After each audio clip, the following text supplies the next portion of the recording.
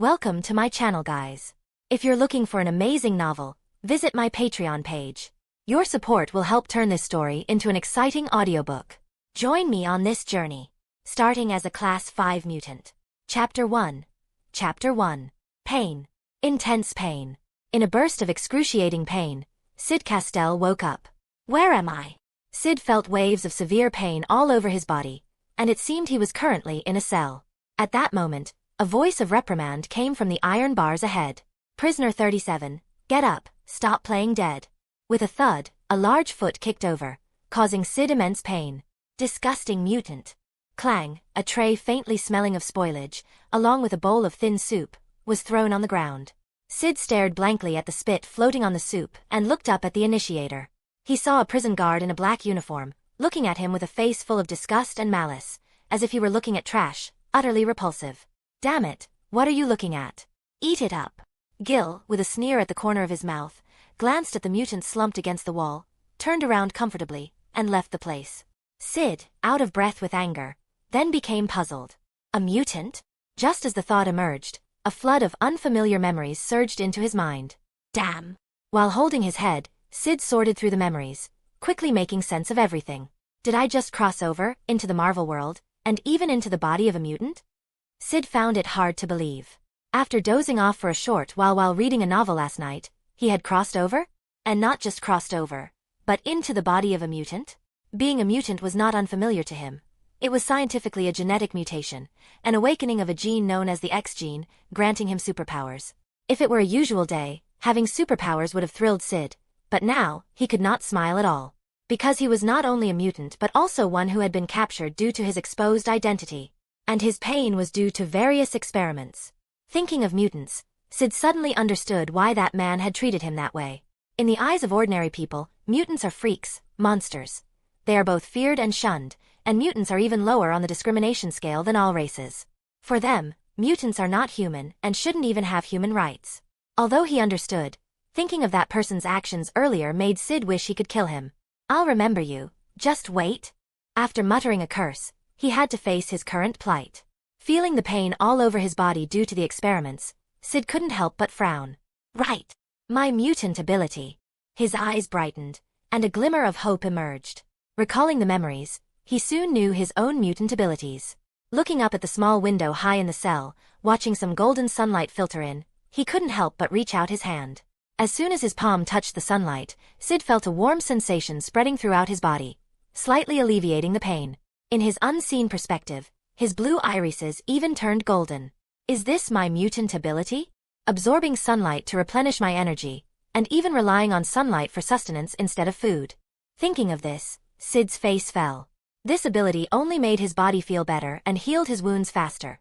It was practically useless. No wonder I'm just a Delta level, a second-class mutant. Recalling the memories in his mind, he felt indignant.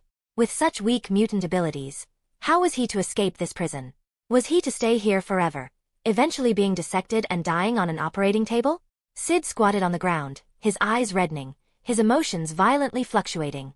He clenched his fists, his breathing rapid.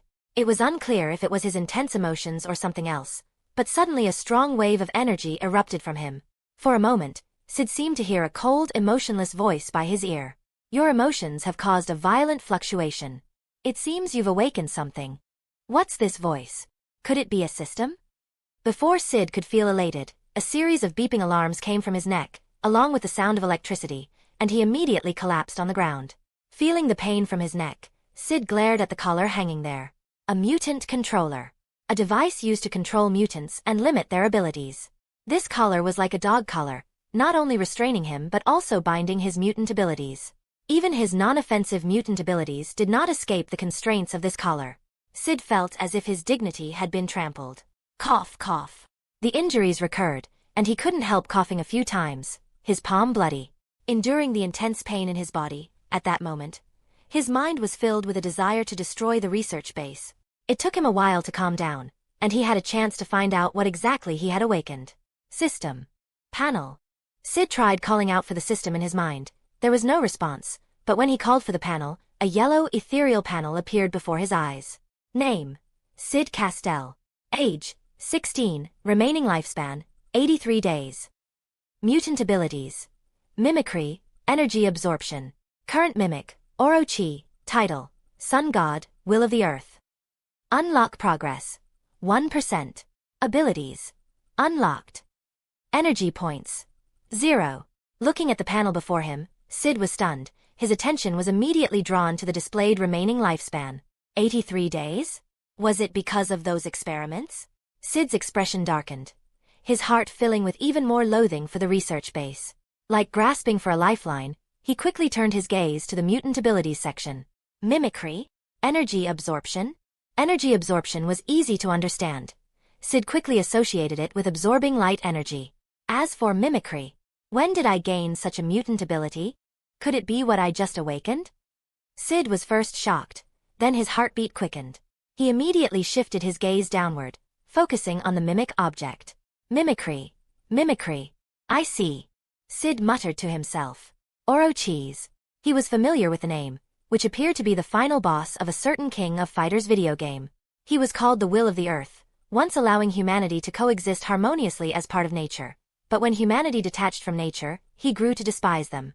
In short, as humanity began to damage the environment, Orochi, as the Will of the Earth, wanted to cleanse the humans who had separated from nature, thus becoming the final boss.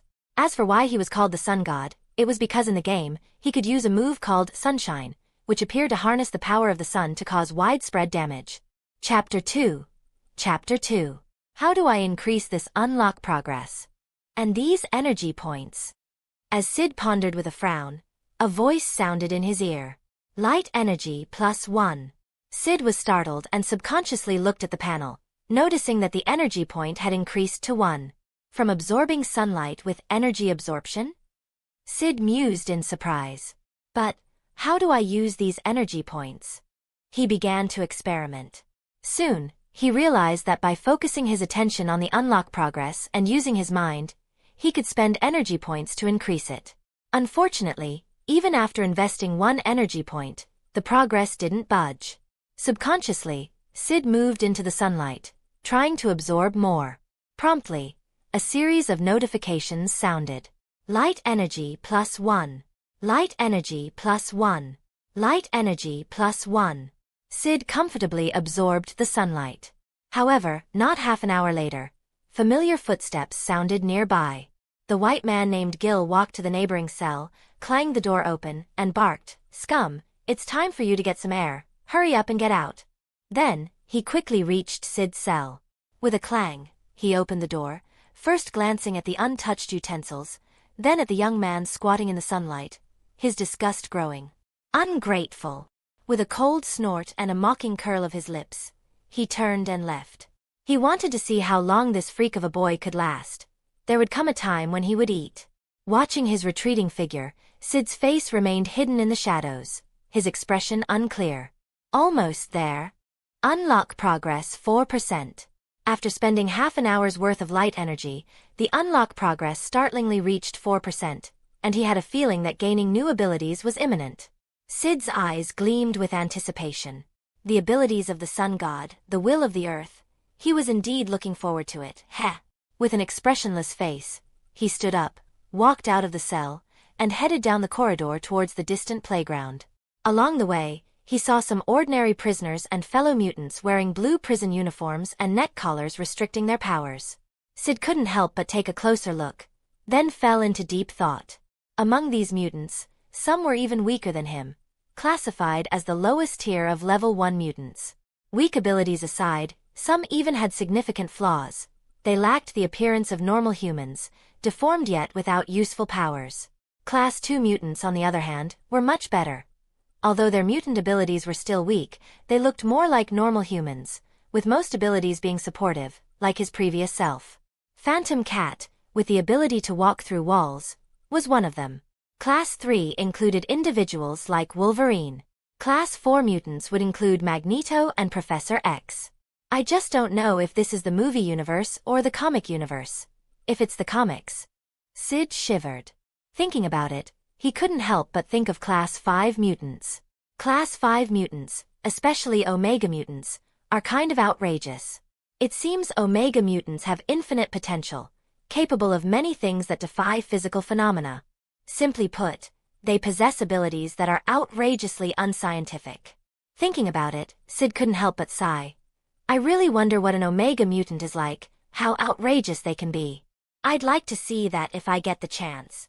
After recalling these details about mutants, his gaze returned to his fellow mutants. Watching their current state, they looked like dogs locked in cages, both pitiful and sad. But, am I not the same? Syd paused briefly, then laughed coldly.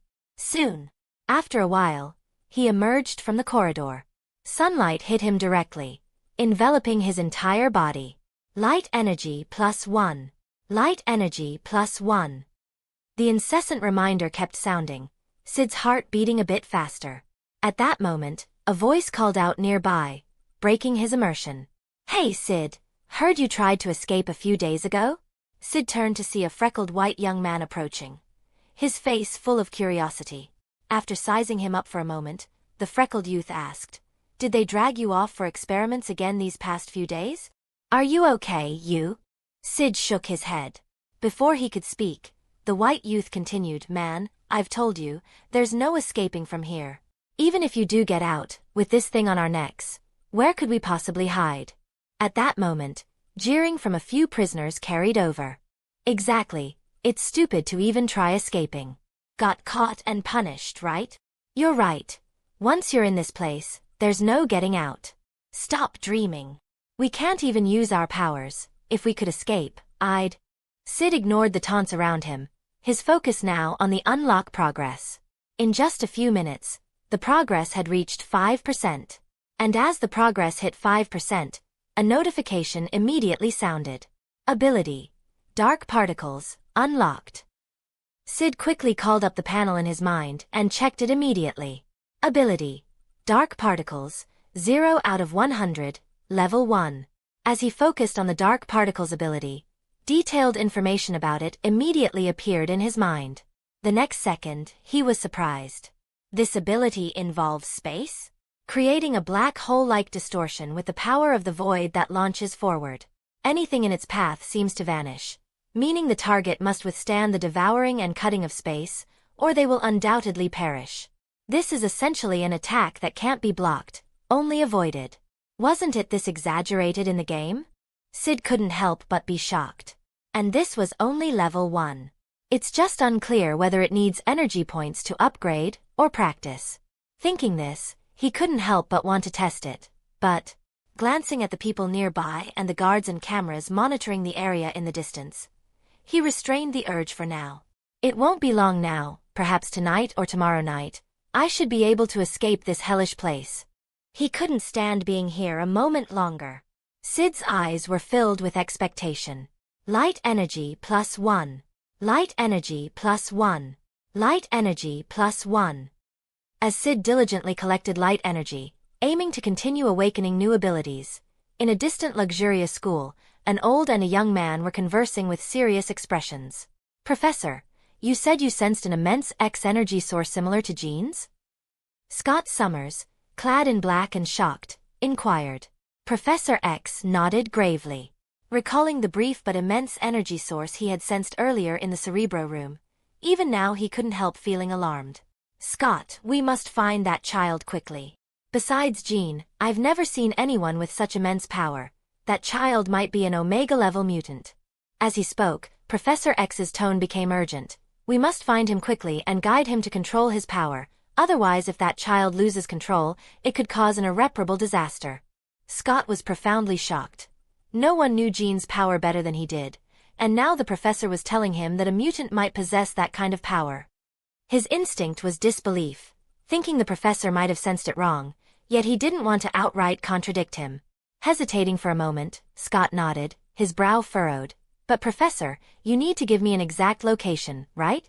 Professor X shook his head regretfully at this. That child is special. I can no longer sense him. Scott, go to the location I mentioned and look carefully. End of chapter. Chapter 3. Chapter 3. As the sun slowly set, the sky grew dim. Light energy +1. Inside the prison cell. Hearing the last notification sound, Syd opened his eyes with regret. The sun has set already? I haven't absorbed enough yet. I wonder if moonlight can be converted, he muttered to himself. That was something he could verify later. For now, Syd looked at the energy points displayed on the panel, feeling a surge of joy. He should have enough energy points to unlock the next ability. However, he didn't rush to acquire a new ability but instead pondered the characteristics of the mimicry mutant ability. I wonder if the Orochi I'm mimicking is the one from the game or from the lore, he thought. If it was the game version, aside from the dark particles he had already obtained, there might also be abilities like spatial transfer, rebound shield, soul extraction, divine finger, spiritual light column, sunlight irradiation. Maybe even levitation? Different versions had different skills, and Syd could only remember these more prominent ones. The lore version was more terrifying. As the will of the earth, it would have many abilities, but unfortunately, Syd only remembered a few. For instance, projecting thoughts to communicate with others, reading minds freely, and manipulating the power of the void, among others. It's unclear what exactly my mimicry is based on, Syd murmured to himself. Moreover, he wondered why he was mimicking Orochi and not some other being. Could it be based on my thoughts and memories? Syd pondered. Maybe it's also related to me absorbing sunlight at the time? After all, Orochi had the title of Sun God, and his ultimate move, sunlight irradiation, seemed related to sunlight. So, he suspected that the mimic target might be drawn from his thoughts and memories. Even the abilities of the mimic target could be influenced by his impressions. After all, he had never seen the so-called Orochi and didn't know much about it. Who knows what powers it had and the principles behind those techniques? Impressions, supplemented by imagination, and based on reality? Damn, if you think about it, isn't this mimicry mutant ability a bit too subjective and outrageous? It was as if the concept of absurdity opened the door for more absurdity. Syd was somewhat astonished by this thought. Maybe I'll understand better once the unlock progress reaches 100%. After thinking this through, he became curious about who his next mimic target would be. Just as he thought this, he sensed a disturbance in his mutant abilities. In a haze, he seemed to see a woman enveloped in red energy, dressed in red, though her face was unclear. A name then appeared in his mind. Scarlet Witch. Wanda. As soon as the name surfaced, he snapped back to reality. My God, is it her? Thinking of this name, he felt a mix of surprise and excitement. This character was a well-known power wielder in the Marvel Universe, possessing reality-altering chaos magic. Not only was she an Omega-level mutant, but she also had formidable power. In the comics, a mere outburst of her abilities erased nearly all mutants with a single sentence. Even in the movie and TV show universe, she had altered an entire town. To put it simply, if she disliked reality, she would create a world of her own, forcibly altering everything in a town to fit her desires. Even her deceased lover Vision was conjured by her alterations, a truly terrifying feat. And with her powerful chaos magic, she even turned Doctor Strange 2 into Wanda's quest for relatives, reducing Doctor Strange to a mere supporting role. The next mimic target is her, which means I might also possess chaos magic? Just thinking about it made Syd's heart race. Chaos magic, an Omega-level power. If he possessed it, wouldn't he be unstoppable? Unfortunately. Sigh, I need to fully unlock Orochi first before I can mimic Scarlet Witch. Syd was impatient but had no choice. The feeling from his powers told him he must first complete mimicking Orochi before he could mimic the Scarlet Witch. But it won't be long now. Given the current unlock progress, it shouldn't take much longer. Syd was somewhat expectant, thinking. And Orochi's abilities are not bad either. Just the spatial transfer alone would let me teleport out of this place, not to mention the others. Thinking this, he was excited about the upcoming unlocks. The next second, he opened the panel and spent all his energy points. Immediately, a notification sounded. Ability, Rebound Shield, unlocked. The panel flashed, and new data appeared. Name, Syd Castell. Age, 16, remaining lifespan, 83 days. Mutant abilities. Mimicry, energy absorption. Current mimic target, Orochi. Title, Sun God, Will of the Earth. Unlock progress 23%. Abilities, Dark Particles, 0 out of 100, Level 1. Rebound Shield, 0 out of 100, Level 1. unlocked. Energy points. 0. Syd frowned slightly, noticing that the unlock progress consumed more energy points than before, but he didn't dwell on it, focusing instead on the newly unlocked ability, Rebound Shield. He was somewhat disappointed. After a while, he consoled himself, well, the Rebound Shield isn't bad. It seems to block and rebound some energy attacks and physical attacks. As for its effectiveness in actual combat, he would have to test it to know. Speaking of real combat, Syd looked around, and finding no cameras, he entertained the idea of trying it out. He squatted next to the bed and extended his right palm. Dark Particles Experience +1. Ability. Dark Particles, 1 out of 100, Level 1. Along with a notification sound, a sesame-sized blue spatial particle appeared at his fingertip. Then, the spatial particle repelled the surrounding space, instantly creating a finger-thick black distortion. With a whoosh, the solid concrete floor was devoured, leaving a deep, small hole. Syd was shocked by the destructive power, then couldn't help but complain. True to its level 1 status, the range is pitifully small. You'd think that hole was made by a gunshot. Suddenly, a severe pain in his neck intensified, abruptly halting his plans to continue using his powers. Ah! Holding the beeping mutant controller on his neck, Syd's forehead vein throbbed. It took him a while to recover. Now, he frowned deeply, staring gravely at the mutant controller on his neck. With this thing on, not to mention practicing his abilities, even using them a few more times might draw the attention of the surveillance staff. Syd frowned. It looks like I need to escape soon. After thinking for a while, he devised a plan for his escape. The next ability unlock was almost there, either 25% or 30%. By tomorrow night, he should be ready to make his break. End of chapter. Chapter 4. Chapter 4. Syd knew it was risky to forcefully deploy the dark particles to destroy the mutant controller in an instant while the device's reaction was slow, then escape along the route he had observed during the day. This could be dangerous, possibly resulting in capture, punishment, experimentation, and eventual death. He had considered laying low for a while, gathering strength before destroying the research facility. But staying could mean dying even sooner. He felt an imminent second experiment looming, which would put his body.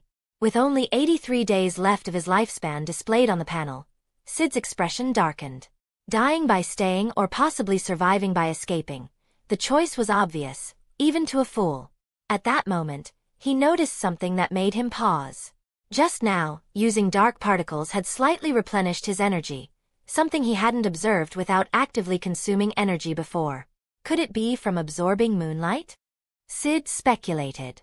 It seemed moonlight could indeed be absorbed, providing another source of energy points. With this thought, he shifted his position to expose himself more directly to the moonlight.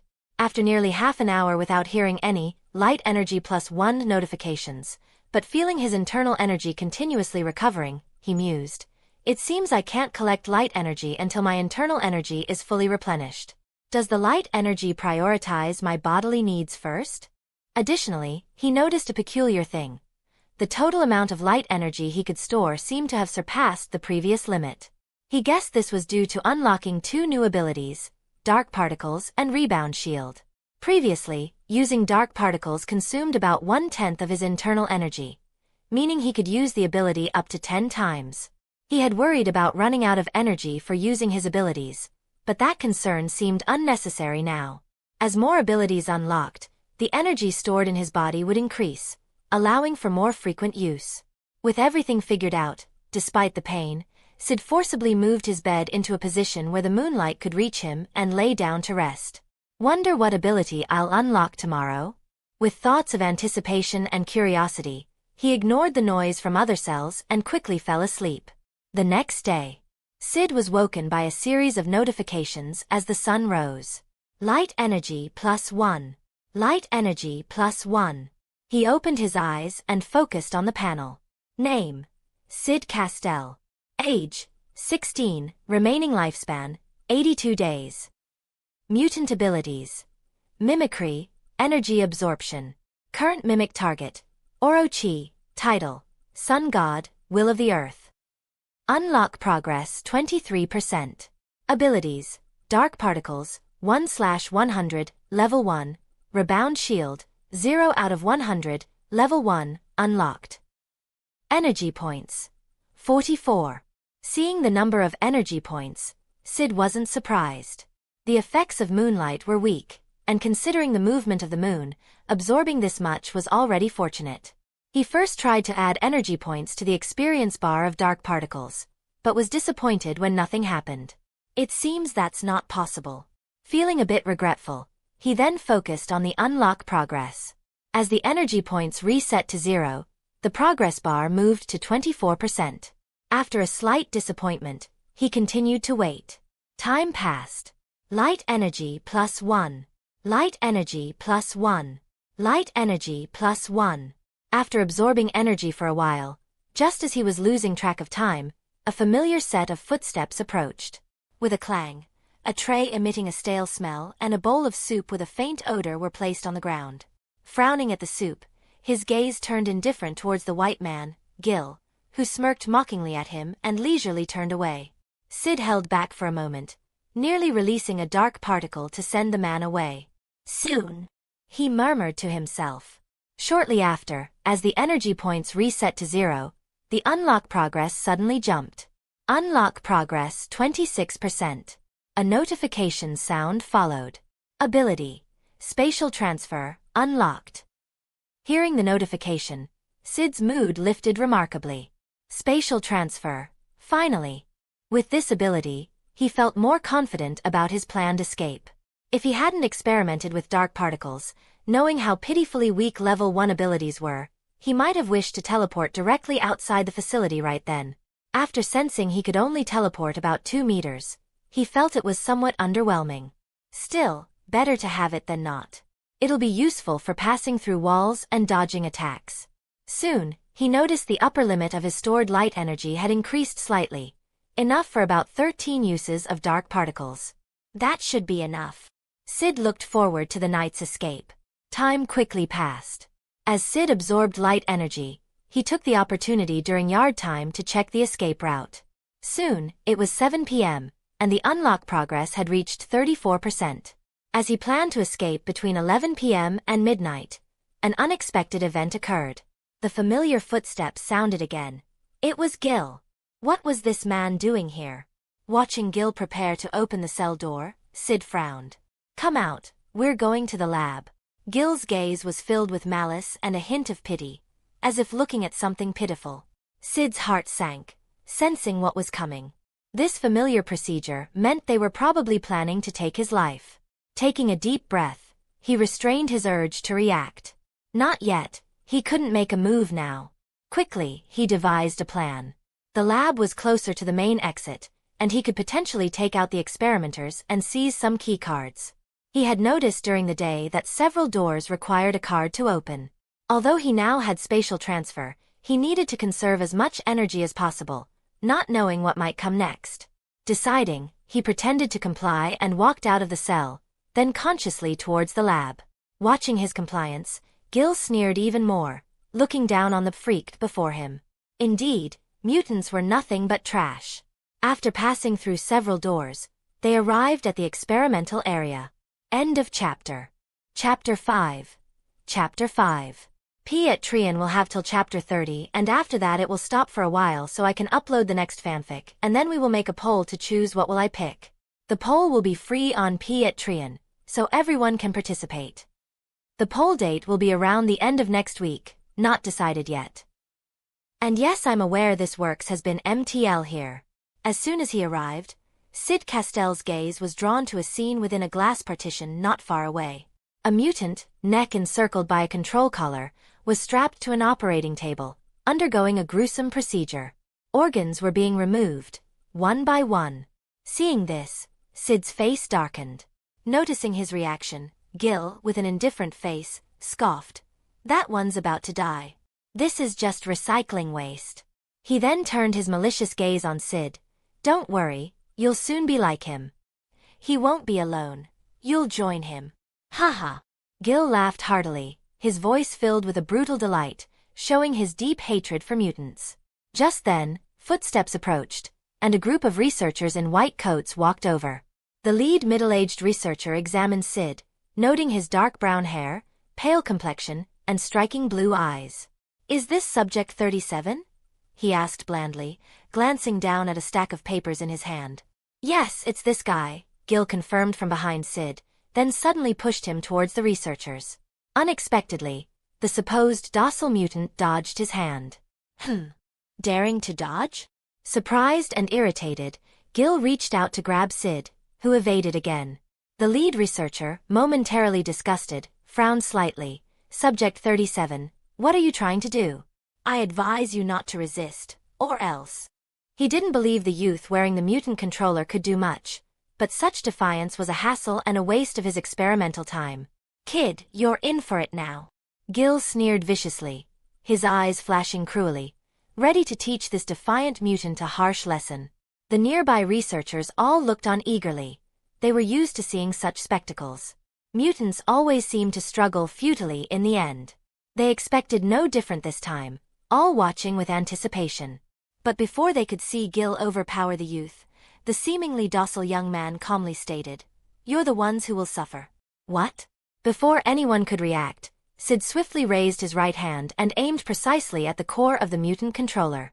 Dark particle experience +1. A precise stream of dark particles shot from his finger, devouring the core of the mutant controller amidst the shocked expressions of the onlookers. With a squelch, the adjacent metal wall was punctured, and the mutant controller was torn off. "What? Oh my God!" Shock and then panic filled Gil and the others. "Stop! What are you doing?"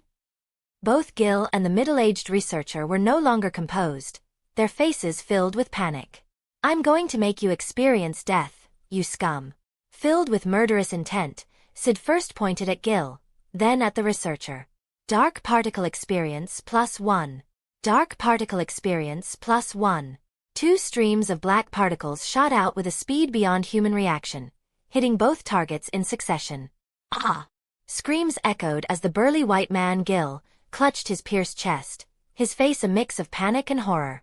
Then more screams. Another particle struck both the middle-aged researcher and another person behind him.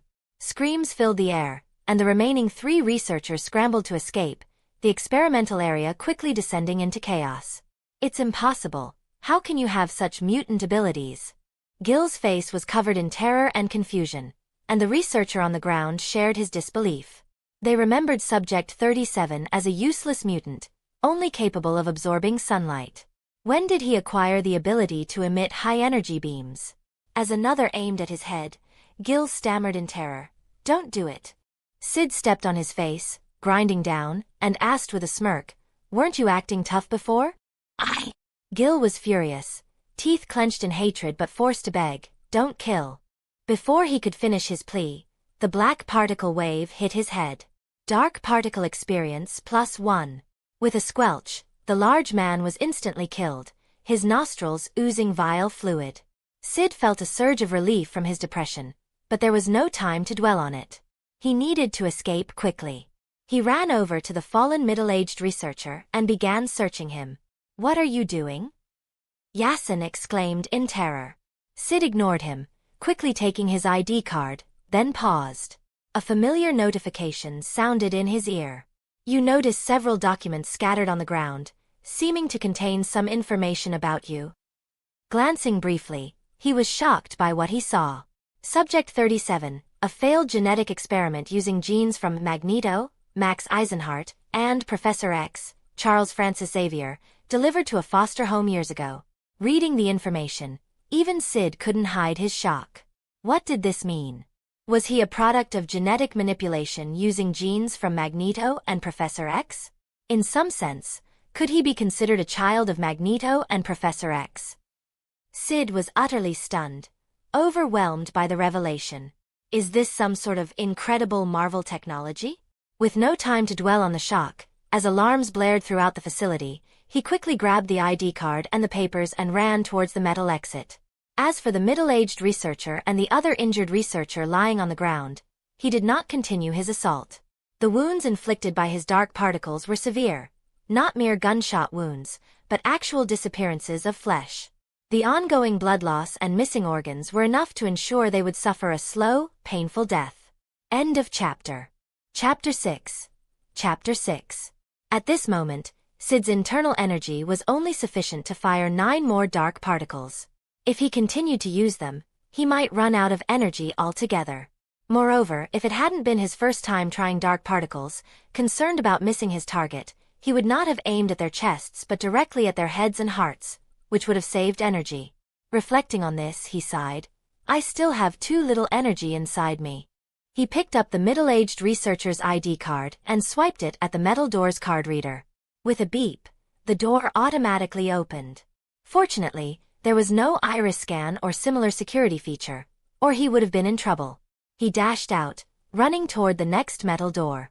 As he made his escape, the entire facility erupted into chaos. The piercing sound of alarms echoed throughout, alerting staff and inmates alike that someone was attempting to escape. Quick, quick! Teams ready, catch him.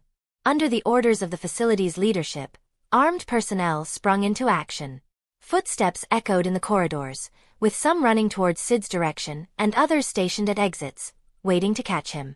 Inmates in their cells were dumbfounded, peeking through the bars to see who was escaping. Who is it this time? Didn't someone just try to escape a few days ago? Haven't they learned their lesson yet, idiot? Ah! There were expressions of surprise, ridicule, and sighs. I wonder who is foolish enough to think about escaping. The freckled youth who had spoken with Syd during the day now recalled a familiar figure. Is it him? No, it can't be him. That guy just tried to escape a few days ago, and his injuries haven't even healed yet. We'll know by tomorrow. Ha ha ha, right, then we can mock that person a bit. As the inmates whispered among themselves, Syd was already nearing the second door. Some pursuers caught up. Stop, don't move, or we'll shoot. Put your hands up. 5 armed guards with rifles approached him, their dark muzzles pointed at him. Syd ignored them, knowing these people wouldn't easily shoot since as a test subject, he was more valuable alive. Many experiments required him to be alive to be effective. Even if they ended in death, those were valuable records. Taking advantage of their hesitation, Syd swiped his ID card at the reader. He also kept an eye on the guards, ready to use rebound shield or spatial transfer to dodge if they made a move to shoot. Fortunately, they didn't choose to fire, seeming to wait for others to join them for a sure capture. Syd kept watch while running towards the final exit. Rapid footsteps and clamor filled the corridors.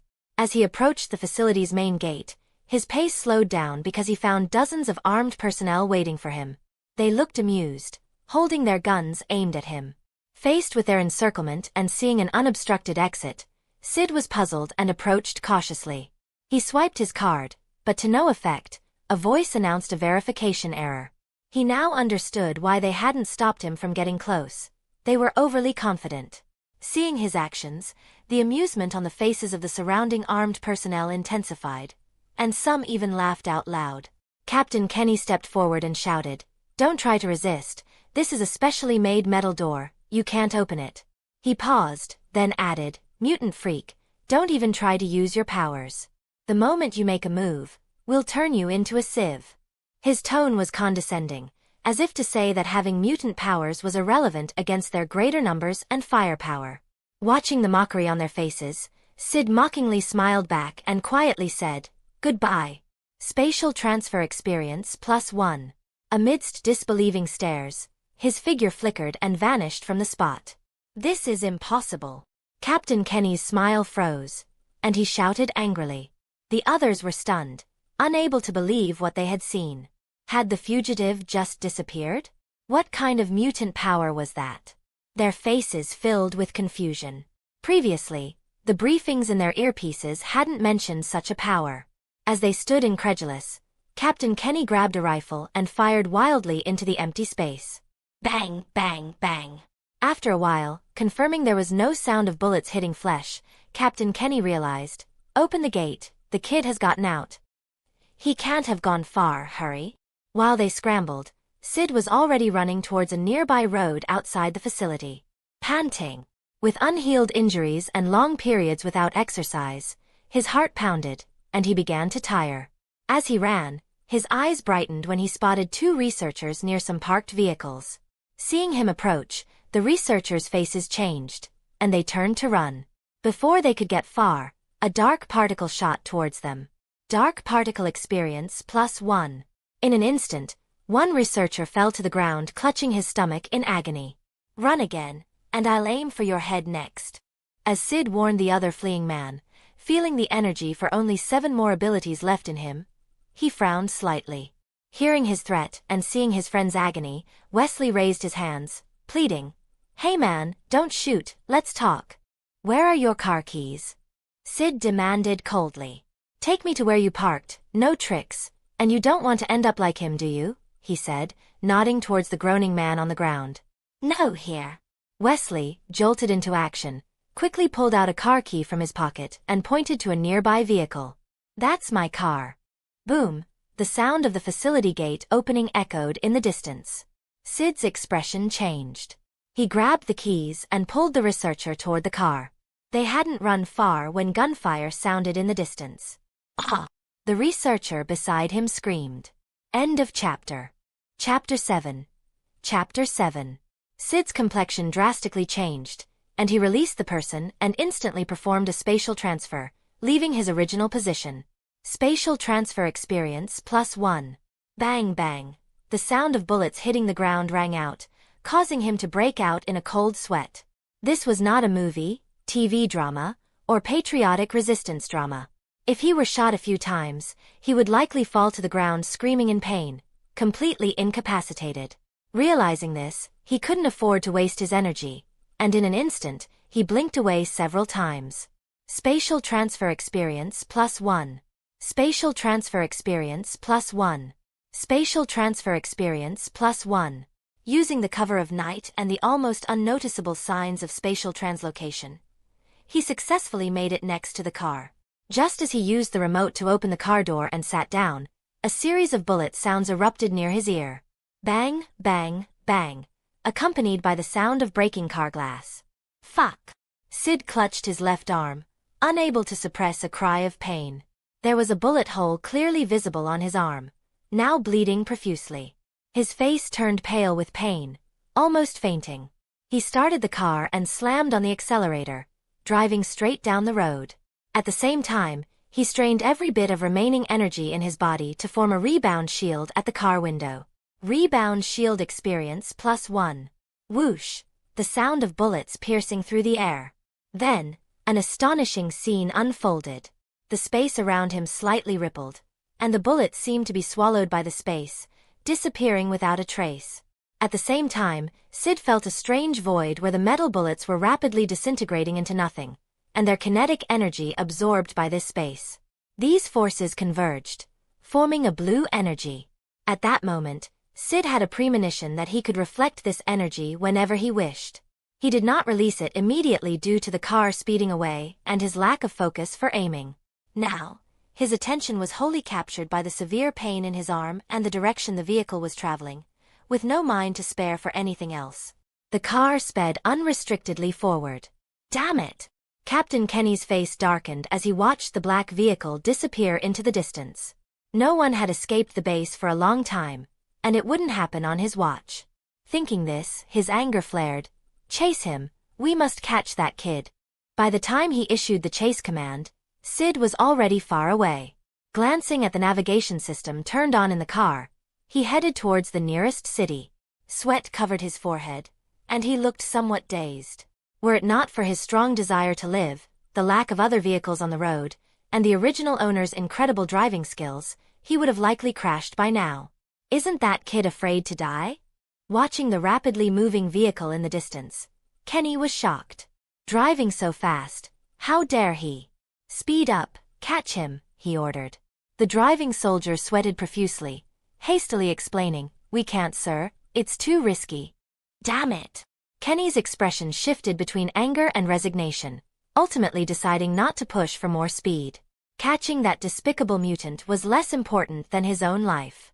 Thus, at a preserved speed, they could only watch helplessly as the car vanished at the horizon, the gunfire having no effect. Kenny grimaced, "I'll catch you, don't think you're safe just because you escaped the base." What awaited that kid would be a warrant for his arrest and their relentless pursuit. He would be hunted down like a rat in the streets. He didn't believe that the kid who had embarrassed him could run far or hide for long, perhaps a day or two at most before being captured. Once caught, he was determined to teach that kid a lesson he wouldn't forget, letting him experience what true misery was. Thinking this, a smile spread across his face. After another stretch of pursuit near the city's slum area, they spotted a black vehicle in flames. As for the young man inside, he had already vanished without a trace. After searching for a while longer without finding the kid, Kenny drove back to the base, while others continued the search. Number 23 Research Base. Inside an office. What did you say? You let that test subject escape. Sitting in a chair, a middle-aged man dressed in a black and white suit, his hair neatly slicked back, frowned. Facing the base manager, Alessandro, Kenny forced a smile. Sir, just give me some time, and I promise to bring back experiment number 37. Hearing his words, Alessandro's expression softened somewhat, saying, I hope so.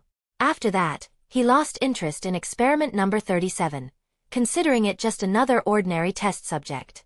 He picked up a stack of freshly printed documents from his desk, casually browsing through them. They contained some information about experiment number 37, including an analysis of the abilities demonstrated not long ago. 2 new abilities were highlighted. Mutant abilities. The target is suspected to have telepathic abilities, capable of teleporting a short distance through thought. Can emit black energy spheres with significant destructive power, suspected of having a disintegrating effect, but the upper limits of destruction are unknown, requiring further testing. In a short time, the research base had recorded Syd's abilities. If not for the rebound shield's inconspicuous effect and the darkness of the night, perhaps this ability would have appeared in the documents too. Reviewing the data, including the power of the mutant abilities and the range of telepathic movement, Alessandro felt somewhat disappointed and regretful. What a pity, it's just a failure after all. He shook his head. Experiment number 37, purportedly bred from the genes of 2 major mutants, Magneto and Professor X, had only such limited powers. Honestly, he was disappointed. Not to mention the initial capability of merely absorbing sunlight, which had been a major disappointment, leading them to almost abandon the research on him. Even now, despite the kid's second awakening of his powers, they were still not very impressive. A telepathic transmission that could only move a meter or two. What use was that, for passing through walls? And the strange black energy spheres, what use were they when their effects could be replicated by firearms, and the impact on a human was about the same? Just dispatch a few armed people, and they could easily kill such a power user. End of chapter. Chapter 8. Chapter 8. Moreover, Alessandro had seen individuals with similar abilities whose effects far surpassed the kid's, making Syd's powers seem remarkably weak by comparison. It was only due to fortunate timing and the awakening of 2 new abilities, particularly the telepathic transmission, that they were caught off guard. Otherwise, had they known earlier, the kid wouldn't have even made it out of the base. With this thought, he shook his head. A look of disdain appeared on Alessandro's face as he muttered, he's nowhere near Charles and Magneto, not even comparable to subjects number 1 and number 5. He really is a waste. His expression then turned to one of awe, as if thinking of some perfect creation. Even now, he couldn't help but marvel at those 2 experimental subjects. Beside him, Captain Kenny also showed a mix of awe and a hint of fear. Super speed regeneration, energy blasts, bodily metallic transformation, enhanced strength, heightened senses, pulse interference. These 2 were truly monsters among mutants. Thinking of the powers these 2 mutants possessed, he couldn't help but remark, compared to these 2, that kid really is much weaker, not worth mentioning. These 2 are what you call true mutants. That kid doesn't even deserve the title. In a sense, the numbers also represented the ranking of strength, which clearly showed the kid's inferiority. That he managed to escape was merely good luck. Enough. Alessandro cut off the continued lamentation, speaking coldly. The kid might not be important, but we can't just let him escape like this. After all, he's an experimental subject. It'd be a pity to let him go just like that, and it would tarnish the base's reputation. If he causes some destruction in society, that would be bad too. Catch him as soon as possible. If it proves difficult, send more people. Yes. Captain Kenny nodded. As they spoke, within the confines of the 23rd experimental base, both ordinary and mutant prisoners were all whispering among themselves.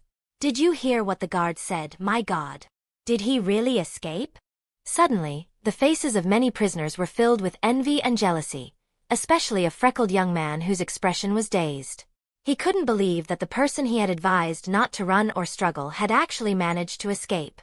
His feelings were a complex mix of reluctance and envy. In a nearby cell, several black men who had previously mocked Syd were now stunned, listening to the name of the escapee in disbelief. How could he possibly have escaped? Dave, you said if that guy escaped, you would... Stop it. I'm about to lose it. Why wasn't it me who escaped? As they wallowed in resentment, envy, and jealousy, someone scoffed. Humph, I bet that guy won't get far. He'll be caught and brought back to join us soon. Right. Just like that, I bet that kid by tomorrow. While they were placing their bets, Syd was dodging and weaving, running towards a corner of a household's yard. Huff, huff. His face was pale, and his breathing was heavy, mixed with the sound of his weighty footsteps. The sky was dim, and the heavy rain poured down, weakening him further. Cautiously scanning the area to ensure he wasn't seen, he found a spot that was not easily visible yet illuminated by the moonlight and sat down. Feeling the numbness in his left arm and the drained energy within, he looked up at the moon obscured by clouds and couldn't help but give a bitter smile. It really is true. When it rains, it pours. Am I really going to fail? As he drifted in and out of consciousness, he started to run a high fever, faintly hearing footsteps approaching in the distance. Were the searchers coming? He tried to open his eyes with great effort but failed, ultimately slipping completely into unconsciousness. When he woke up again, it was already morning. Photon energy +1. Photon energy +1. Feeling the stuffiness on his body, Syd was somewhat astonished and confused. Where am I? He looked around the room in confusion. The environment was cluttered, and the air was tinged with a sweaty odor. Pulling back the covers and seeing his wound had been treated and bandaged, Syd was surprised. As he began to suspect who might have helped him, he heard some movement in the house, and the homeowner knocked and entered the room. With the light turned on, he could see the visitor clearly. A burly and strong figure with a full beard, appearing somewhat rugged and handsome, likely a middle-aged man. Who are you? Syd asked, puzzled. Did you save me? He quickly checked his body and found no abnormalities. The documents hidden in his pocket were also intact, which slightly relieved him. The middle-aged strong man nodded. Looking at him lying on the bed, Chris spoke with a deep voice. Kid, who are you, and why are people chasing you? What? Caught off guard by the question, Syd's eyes flickered, unsure how to respond. You're a mutant, right? Ah. Syd's face showed a bit of strangeness. Seeming to anticipate his question, Chris explained. Yesterday, those searching said a mutant criminal had fled nearby. He didn't finish his sentence, but both understood what he meant. After a moment of silence, Syd asked, puzzled. Then why did you save me? Knowing I'm a mutant, and still? He was well aware of the local sentiment. For ordinary people, not detesting mutants was already fortunate. In severe cases, just a trip to the hospital, if a mutant identity was discovered, could lead to being reported and captured. The middle-aged strong man spoke gravely, because I am also a mutant. He stretched out his hands, which began to emit a red glow. Syd's eyes showed surprise. As he was taken aback, he didn't notice the profound look the middle-aged strong man gave him. His reasons for helping this kid were not as simple as he stated, not just because of their shared mutant identity. What he hadn't told the kid was that he had inadvertently seen the documents in his pocket while helping him. Naturally, he knew the kid's identity. Was he really a child with the genes of Magneto and Charles? So, this kid was also Magneto's son? As a mutant, he was quite familiar with these two figures. He had even been a member of Magneto's Brotherhood of Mutants, only leaving due to certain circumstances. He pondered whether to inform Magneto about this. What would Magneto's reaction be if he knew he had a child? However, the young man's mutant abilities seemed weak, and his body was still. End of chapter. Chapter 9. Chapter 9. Reflecting on the data, which showed that the kid only had the ability to absorb sunlight, he felt a sense of regret and sighed. Such an ability, lacking any auxiliary or combat effectiveness, might only increase the danger if the kid were to join the Brotherhood of Mutants. After all, places where mutants gather are always fraught with danger. He wondered how the kid had managed to escape with just the ability to absorb sunlight. This thought flickered through his mind only briefly before he dismissed it, concocting a series of plausible explanations instead. His focus returned to the young man's health report, and recalling the dire information therein, he sighed, looking at the youth with pity. He might as well treat the kid well while he was still alive. Clearly, he believed that Syd wouldn't live much longer. "The kid, what's your name?" "You can call me Chris," he said as he handed the boy a cup of water. "Thank you," Syd replied, pausing thoughtfully before saying, "You can call me Syd." Chris noticed a curious discrepancy. Wasn't the kid named Kevin according to the data? Thinking that the young man was probably hiding his identity, he looked meaningfully at him but didn't dwell on it. Kevin is the name of the body, and Syd is the dude that got reincarnated. "Do you know about your health condition?" Chris touched his forehead and handed him some medicine from the bedside table. "You're still running a fever. Here are some antipyretics and—" While expressing his thanks, Syd sighed internally. He was well aware of his bodily condition, still feeling dizzy, weak, and achy. Only the sunlight streaming through the window provided him some relief. Photon energy +1. Photon energy +1. Maybe it was time to unlock some progress? Name: Syd Castell. Age: 16. Remaining lifespan: 22 days. Mutant abilities: Mimicry, Energy Absorption. Current mimicry target: Orochi. Title: Sun God, Will of the Earth. Unlock progress 34%. Abilities: Black Particles, 6 out of 100, Level 1. Spatial Transfer, 5 out of 100, Level 1. Rebound Shield, 1 out of 100, Level 1, unlocked. Energy Points: 398. Looking at his displayed remaining lifespan, he frowned, finally understanding why the middle-aged strongman looked at him that way. Only 22 days left? Syd furrowed his brow, confusion apparent in his eyes. Even considering yesterday's injuries and fever which greatly weakened him, it shouldn't have reduced his lifespan by so much. What did those damned people do to my body? He recalled several experiments, his expression turning grim. Noticing Chris had stepped out, he hurriedly pulled out his documents from his pocket and began to read them in the sunlight. Quickly, he found chilling information in the experimental reports. Those people had cultivated various cancer cells using his body tissues and then implanted them back into him, just to test whether his body would reject them and whether the mutant ability to absorb sunlight would affect the cancer cells. Besides implanting cancer cells, they had conducted other harmful experiments, although these hadn't had any side effects. At this moment, he felt a desperate urge to return to that research facility and reduce it to ashes, letting everyone experience despair.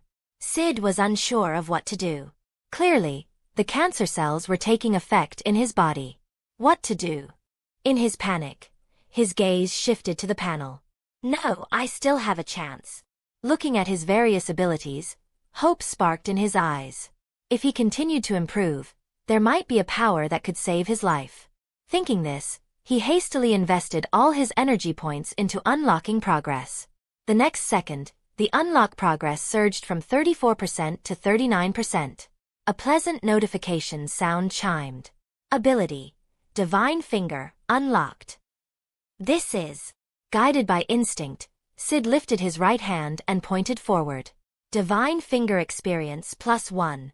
Ability: Divine Finger, 1 out of 100, Level 1. Looking at his uneventful finger, he had an idea and tried using Divine Finger again, this time aiming at a glass cup on his left palm. Divine Finger experience +1. Instantly, the space shattered like a mirror, a powerful force abruptly emerging. Bang! The glass cup exploded like rain, the shards propelled at astonishing speeds like bullets. Pft, pft, pft. The glass fragments embedded into the wall, creating a strikingly alarming sight. Hiss! While nursing a cut hand, Syd was shocked by the power of Divine Finger. Such force could shatter a ribcage and propel a person if aimed at their chest. And this is only level 1. Although the shattered space was only as big as a baby's fist, the damage was significant. After all, humans are fragile. I can now prevent others from getting too close. with spatial transfer for dodging attacks at critical moments and black particles for ranged attacks. Now with Divine Finger to prevent close-quarters combat, his sense of security greatly increased. As Syd was relishing this new ability, a sudden sound of the door opening and a loud voice followed. What happened? Upon opening the door, Chris first glanced at the young man to make sure he was unharmed, then quickly scanned the surroundings, shocked by what he saw. The white-painted wall was now embedded with a cluster of glass shards. How did you do this? He asked in surprise. Cough, cough. Syd coughed awkwardly, forcing an explanation. I was feeling pretty bad, thought of something upsetting, and I guess I smashed the cup against the wall, and then this happened. Sorry for the trouble, I'll clean it up later. Is that so? Chris didn't look convinced, his eyes flickering with suspicion. The glass embedded in the wall didn't seem like something that could be caused by just smashing a cup against it. Even if it were possible, how much strength would that require? Glancing at the young man's slender arms and then at his own muscular limbs, he expressed his doubt. With this in mind, he nodded superficially, indicating belief, and added, Kid, if you can stand, remember to come down for breakfast later. After speaking, he closed the door and went downstairs, then picked up the laptop on the table and began operating it.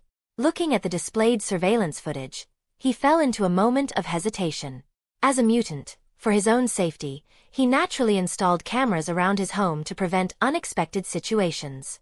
He never thought he'd use the surveillance to invade the privacy of a young person. After a while, he couldn't resist his curiosity, paused the recording to generate the file from before, and clicked to start playback from when he had left the room. End of chapter. Chapter 10. Chapter 10. The video soon showed the moment when Syd picked up the glass cup and made a strange gesture. Chris's eyes filled with confusion. The next second, he was stunned. On the screen, Syd pointed at the glass cup, and the space around it seemed to turn into glass itself before shattering explosively. The force of the impact instantly shattered the glass, sending shards flying towards the wall at astonishing speeds. What? Chris's face was covered in shock. Instantly, he linked this to mutant abilities. This kid's power is supposed to be absorbing sunlight, right?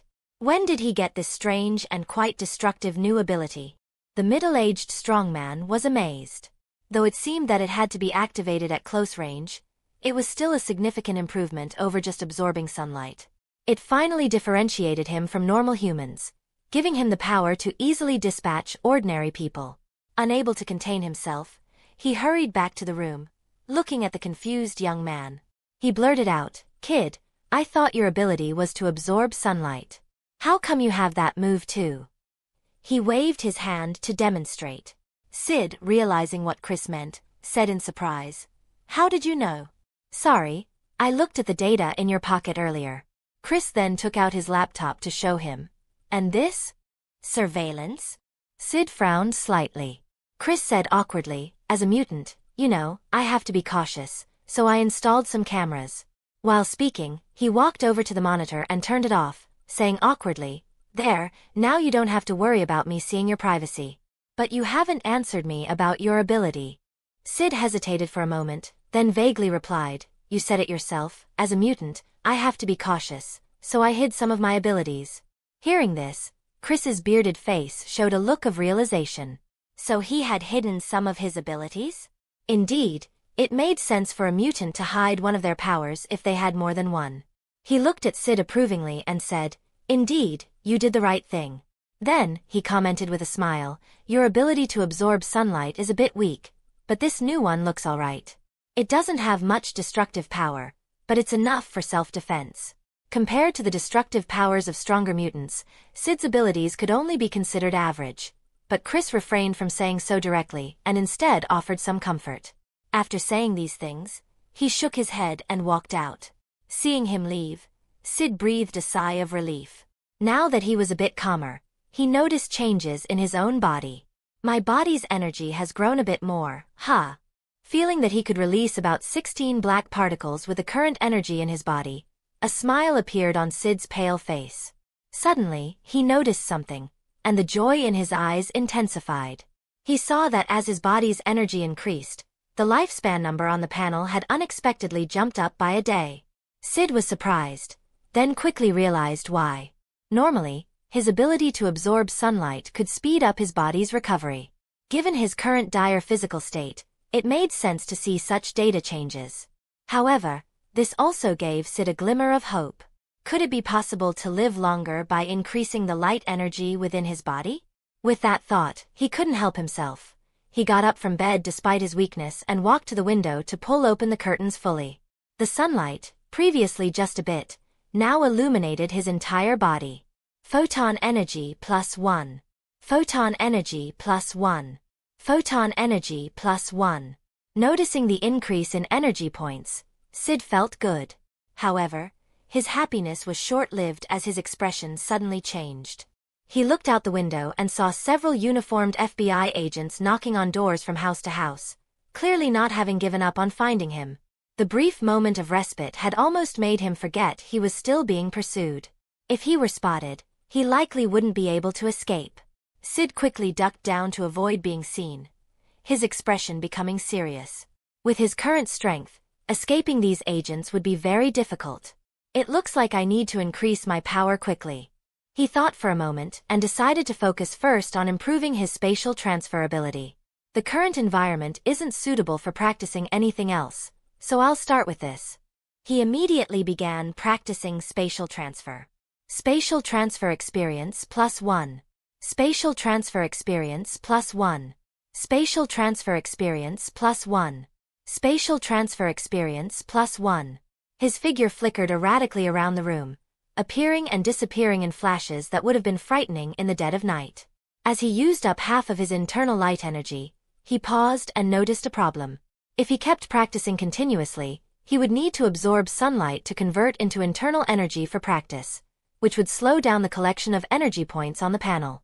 After all, the sunlight would first be used to replenish his body's energy, and with his internal energy depleted, he couldn't collect any light energy. That meant he had to choose between unlocking progress and increasing his power levels. Biting his lip, Syd decided that increasing power levels should be the priority during crucial times, with unlocking progress to come later. After all, he already had enough abilities for now. What was most important was increasing their levels, especially spatial transfer. As he continued practicing, time flew by. Spatial transfer experience +1. Spatial transfer experience +1. During this time, he also noticed that his internal energy was automatically recovering when he had enough food, which accelerated the speed of his ability level increase. Soon it was noon. Under Syd's expectant gaze, the panel data fluctuated.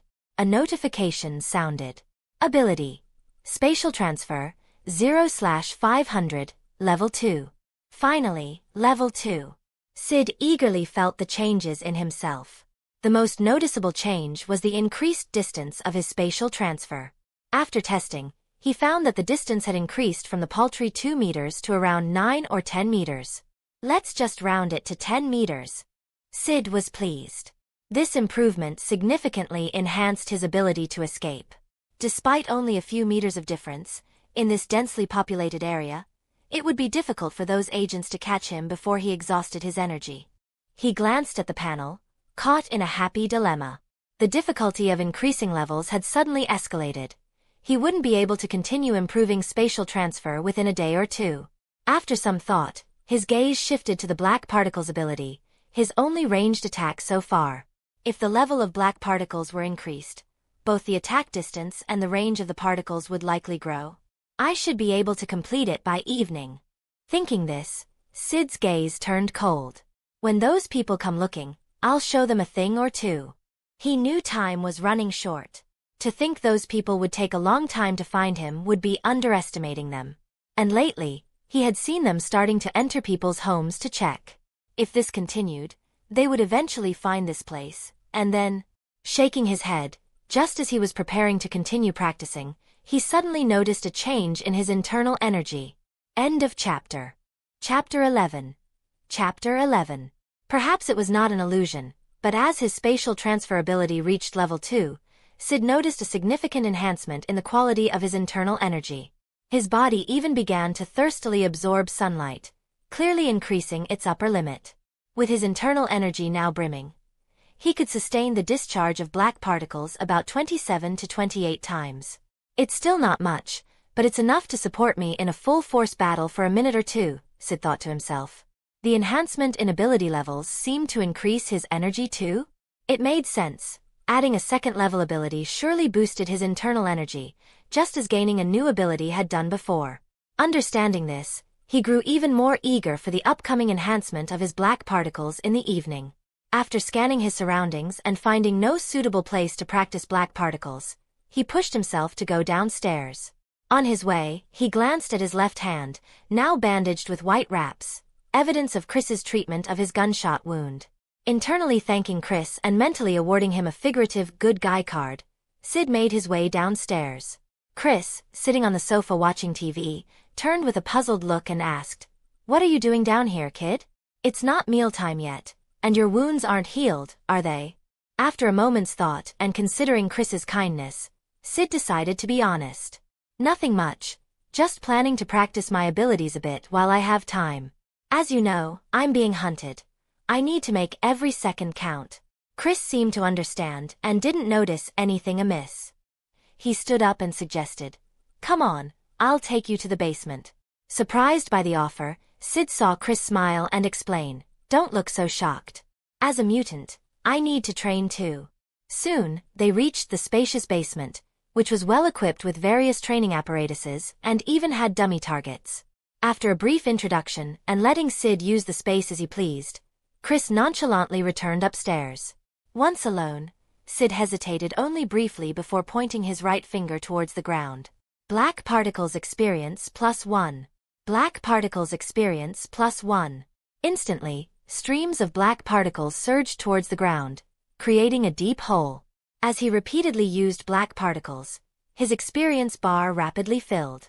When he had used up much of his internal energy, he used spatial transfer to return to his room upstairs unnoticed and began absorbing sunlight to replenish his energy. Then, he moved back to the basement to continue his practice.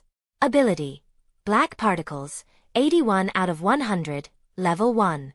Time passed quickly, and because the basement was lightproof and he couldn't practice while absorbing sunlight, it was already 6 in the evening when the black particles finally advanced to Level 2. Looking at the now Level 2 black particles on the panel and feeling the changes in his body's energy, a smile appeared on Syd's face. Unable to resist, he tested his newly enhanced ability. Black Particles experience +1. A black wave, larger than an egg, emerged and rushed towards the ground, devouring everything in its path and leaving a 15-meter deep hole. The range and distance of black particles have increased quite a bit. Though still somewhat weak, he was satisfied, knowing that the true strength of mutant abilities often didn't manifest until levels 3 through 5. Glancing at the now 500-point experience bar, Syd pondered. Now that spatial transfer and black particles are both at level 2, I can't enhance them further in a day or two. Rebound Shield and Divine Finger don't need upgrading right now. He then focused on unlocking progress. Unlock progress 39%. The next ability should be unlocked soon, either at 45% or 50%. Filled with anticipation, Syd wondered about his next potential abilities. Will it be Soul Pull, which extracts souls, or a Spirit Light Pillar, or even the terrifying Sunlight Strike? If it were the latter two, it would simply enhance his versatility in combat, useful against enemies with specific resistances. But if it were Sunlight Strike, known as a powerful finishing move in his arsenal, its effect could be devastating. At this rate, I'm eager to see if I'll gain flying abilities or mental powers.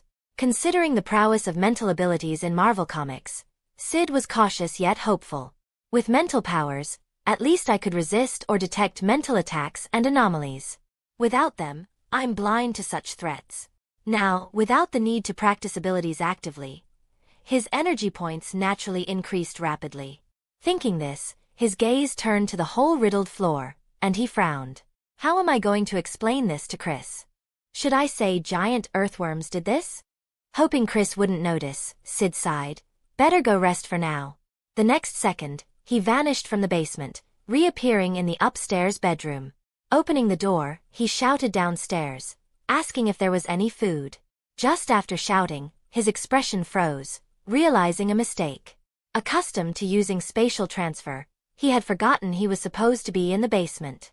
How could he appear upstairs all of a sudden? Sure enough, the next second, he saw Chris coming upstairs, his eyes full of confusion. "When did you come up?" Chris asked. Syd awkwardly replied, "While you were in the bathroom." Chris, touching his beard though still puzzled, chose to believe him. After all, unless he had flown up, what other explanation could there be? Chris chuckled at the thought. Then, Syd joined him for a meal downstairs. After eating, Syd spoke seriously. "I think it's time for me to leave." Chris looked grave at that. "Kid, are you sure? With so many people out there looking for you."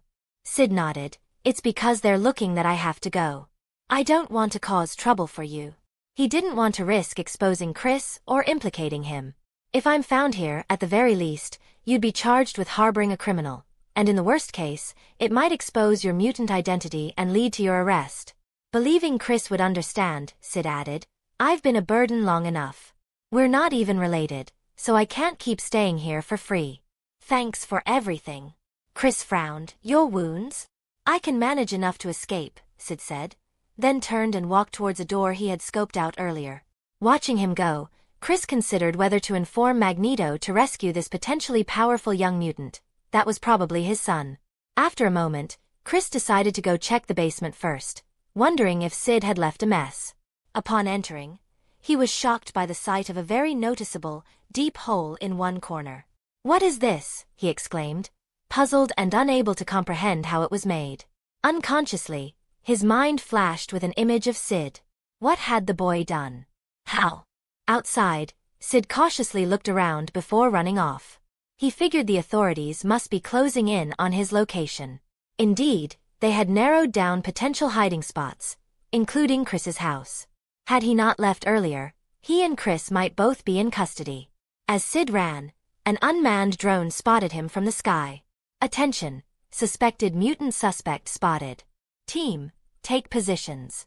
As the surveillance team notified the standby team, the drone moved closer to confirm the identity. Syd noticed it and didn't hesitate to shoot it down with a black particle. Black particles experience +1. Boom, the drone crashed to the ground as Syd turned to flee into a shadowy alley. Meanwhile, an armed team of 10, led by the stern, muscular Captain George, was closing in, prepared with sniper support and ready to confront Syd at a safe distance. Remember, the target has the ability to absorb sunlight and launch black energy orbs. George continued briefing his team as they moved into position. Behind them, Chris, having just stepped out of the basement, saw the armed forces running and decided to follow, hoping to help Syd if possible. Watching from a distance, Syd realized escape was futile with his weakened condition and decided to confront his pursuers head-on. "If they want to die, I'll oblige," he muttered, preparing for what might be a final showdown. End of chapter. Chapter 12. Chapter 12. At this moment, a killing intent arose in Syd's heart. At the same time, he also considered whether it was too cruel to casually take a life. However, this thought was quickly dismissed. Those people were clearly coming for him with lethal intent, and if captured, the only thing awaiting him would be death. Since they were after his life, he had no intention of letting them off easily. Of course, he could run and hide for a while, but that was never his plan. Hiding would only work for so long before he was found. Only by causing significant losses to these people could he truly buy some time. Syd quickly weighed the pros and cons. Soon, his gaze hardened. Just as he had thought before, if those people wanted his life, they should not expect an easy time. The idea of defeating them and then letting them leave unharmed never crossed his mind. Letting them go back to recuperate and come after him again? Images of mutant behaviors involuntarily surfaced in Syd's mind. As he finished his contemplations and made his decision, the 10 armed personnel slowly approached. A deep voice, amplified by a loudspeaker, reached Syd's ears. "Mutant suspect Kevin, we know you're hiding nearby. Come out now, or we will attack." Captain George held the megaphone in his right hand, warning the mutant suspect named Kevin while vigilantly watching a house a few dozen meters away. Besides Syd and them, the residents hiding in nearby houses were also very nervous and afraid, worried about being affected by the battle. Of course, there were also those driven by curiosity and fearlessness. Some were peeking out of windows, some stood on balconies watching the scene, and some even had recording equipment ready to capture the scene for some sensational traffic. The residents whispered among themselves. Inside one of the small houses, a middle-aged man spoke with a little girl. Mutant. Dad, what's going on? Quiet, the police are catching a bad guy. Ah, so who will win, Dad? Well, that's easy to guess. The police will win for sure. No matter how powerful the mutants are, they can't beat the well-armed police, can they? Not just this father and daughter, but everyone watching the scene felt similarly, believing that the mutant suspect wouldn't last long before being captured. Moreover, this wasn't the first time they had seen mutants being captured, and they had never seen a mutant win. The lighter cases ended with surrender and capture, while the severe cases could even result in death. Some prayed that the mutant wouldn't resist, as they didn't want any fatalities nearby. Others were excited and eager to see the police shoot the mutant suspect dead. In the distance, Chris sighed quietly. He thought, if there was a way to help, he might as well try to let the kid escape. In his view, it was doubtful the kid could win or even escape. After all, a mutant with only the ability to absorb sunlight and hand-to-hand combat skills, how could he compete against fully armed individuals? If it came down to it, any resistance would mean being shot from a distance. Seeing that the mutant suspect still hadn't come out, Captain George, dressed in black, frowned slightly, growing impatient and continued shouting. Inside, mutant suspect, after our investigation, you've been found to have misused your powers causing fatalities. This is a serious offense. Come out and come back with us. We can still be lenient with you. Listening to the ongoing chatter, Syd's eyes were full of disbelief. Go back with them, to die? The words were pretty, but if he weren't a mutant and hadn't experienced those horrible things, just a regular person, maybe he would have believed them. Now, he believed that going back with them would save even the lawyer's fees, as he would simply vanish. These people still not moving closer? Looking at the distance of a few dozen meters between them, Syd frowned slightly. If it weren't for waiting for them to come closer, saving the energy used for spatial transfer, he would have been too lazy to talk nonsense with these people. After a long wait, seeing that talking was a waste as the mutant suspect still had no intention of coming out or even speaking a word, the 10 armed personnel's expressions turned cold. If you don't come out, then we'll have to arrest you by force. Please do not resist, or you will bear the consequences. Captain George finally spoke, more for the nearby residents to hear, indicating that they had followed all procedural protocols. After warning, if the mutant suspect didn't come out and was accidentally killed, they couldn't be blamed. And this time, they had already received permission from above. If the mutant suspect resisted fiercely, accidentally killing him wouldn't cause any issues. We're in position, expect to engage soon. Daisy, help lock onto the suspect's position. Captain George said into his headset. Meanwhile, his team members began to move. Some of them even put on thermal imaging equipment. The sun had already set, and the dimming light made it difficult to spot the suspect. Now, with thermal imaging, there was no way the mutant suspect could hide. They slowly surrounded the building, confidence evident on each face. They had received information about the mutant, even seen videos of him using his powers, and they couldn't imagine losing.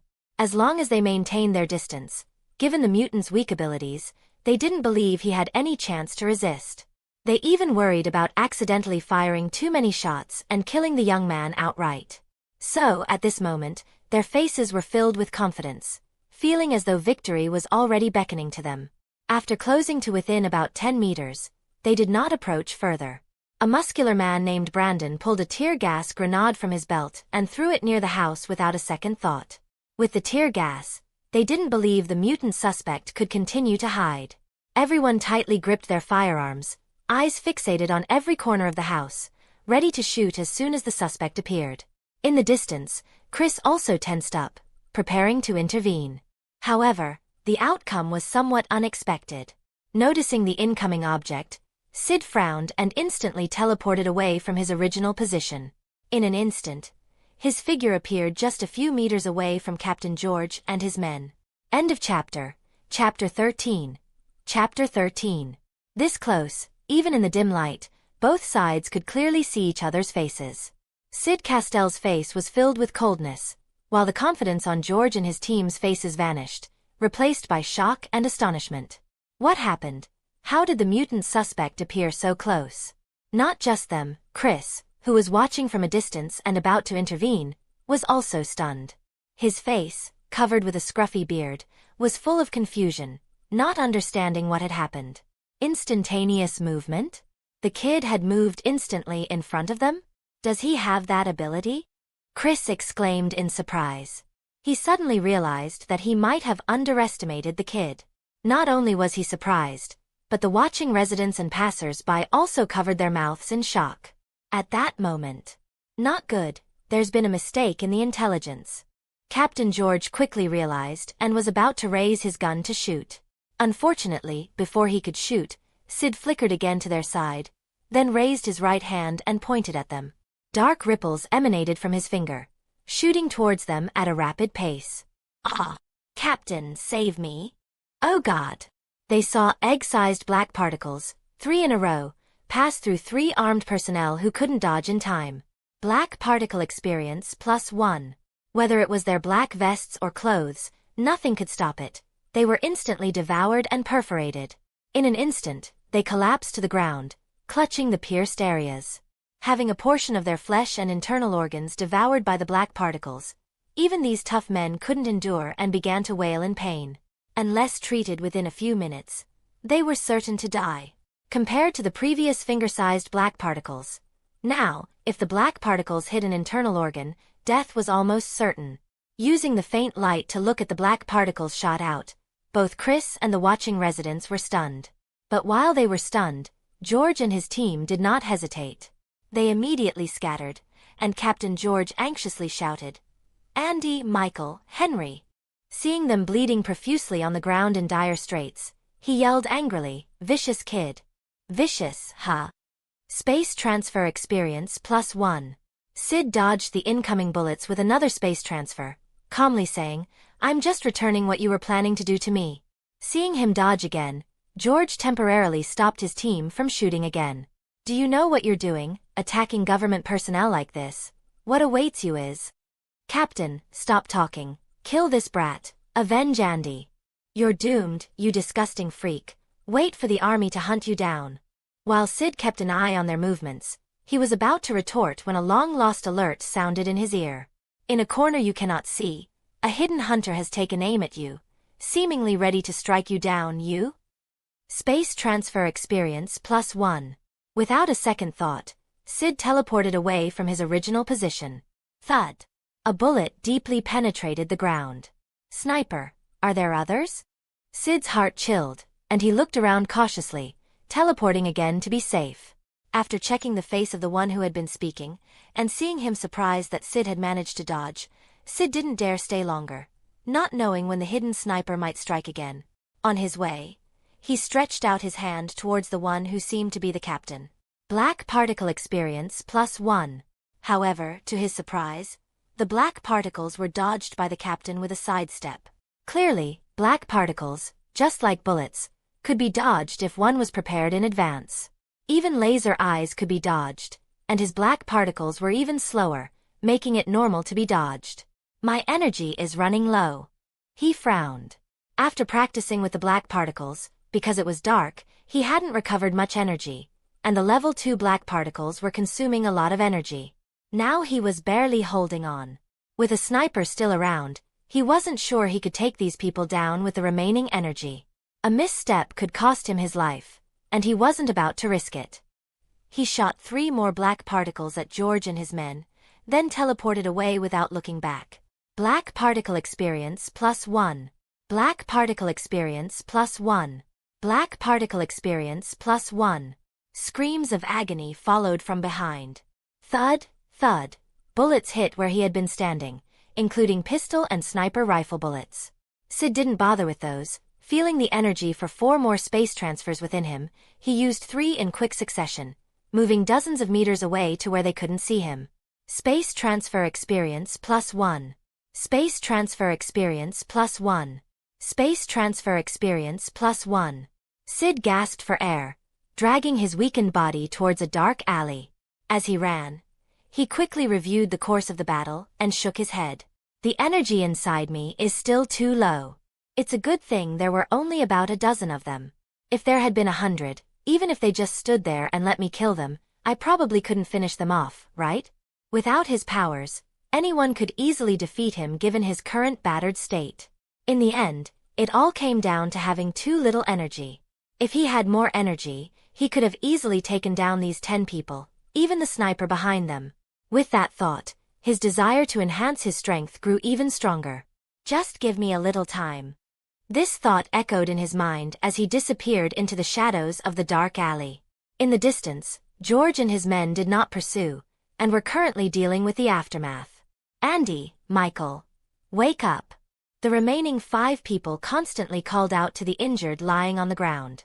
Unfortunately, no matter how much they shouted, the responses from those pale-faced, blood-soaked teammates were very weak, some even fainting from shock. Seeing the dire state of his teammates, a murderous intent flashed in Captain George's eyes. That damn mutant freak. You wait, next time? Next time, there would definitely be more people rounding up that mutant freak, and he would surely be part of that manhunt. Captain George's face showed a determined look. At the same time, he also felt somewhat incredulous. Why was the intelligence wrong? The other 4 survivors, also full of doubt, shared Captain George's question. They simply couldn't believe what they had just witnessed. They were incredulous on this side, while many watching residents and Chris in the distance were stunned. End of chapter. Chapter 14. Chapter 14. The residents began whispering among themselves. Dad, didn't you say that the police would definitely win? Well, it must be because that mutant is too powerful. Such a powerful mutant is indeed rare. But in the end, he still ran away. Didn't look that powerful, ha ha ha. The father quickly laughed it off to mask his embarrassment.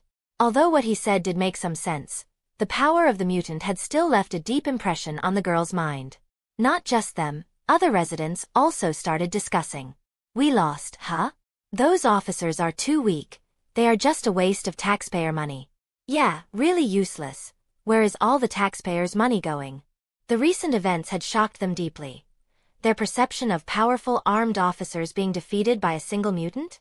Even though the young mutant seemed to have been driven away in the end, it didn't change the fact of their defeat and heavy losses.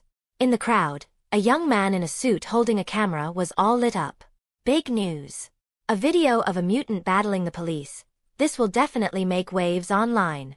Denham said excitedly. Especially since the police didn't win, it was even more sensational. He decided to edit the video a bit and then upload it online. He even thought of a title already. Mutant Youth Battles Police. Police Outmatched. Denham's eyes sparkled.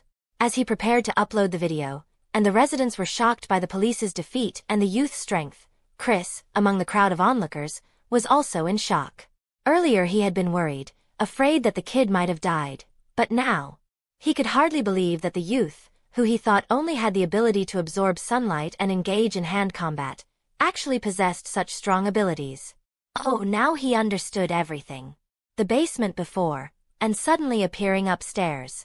Chris pieced everything together in his mind, shocked. Energy comparable to armor-piercing rounds, and instantaneous movement.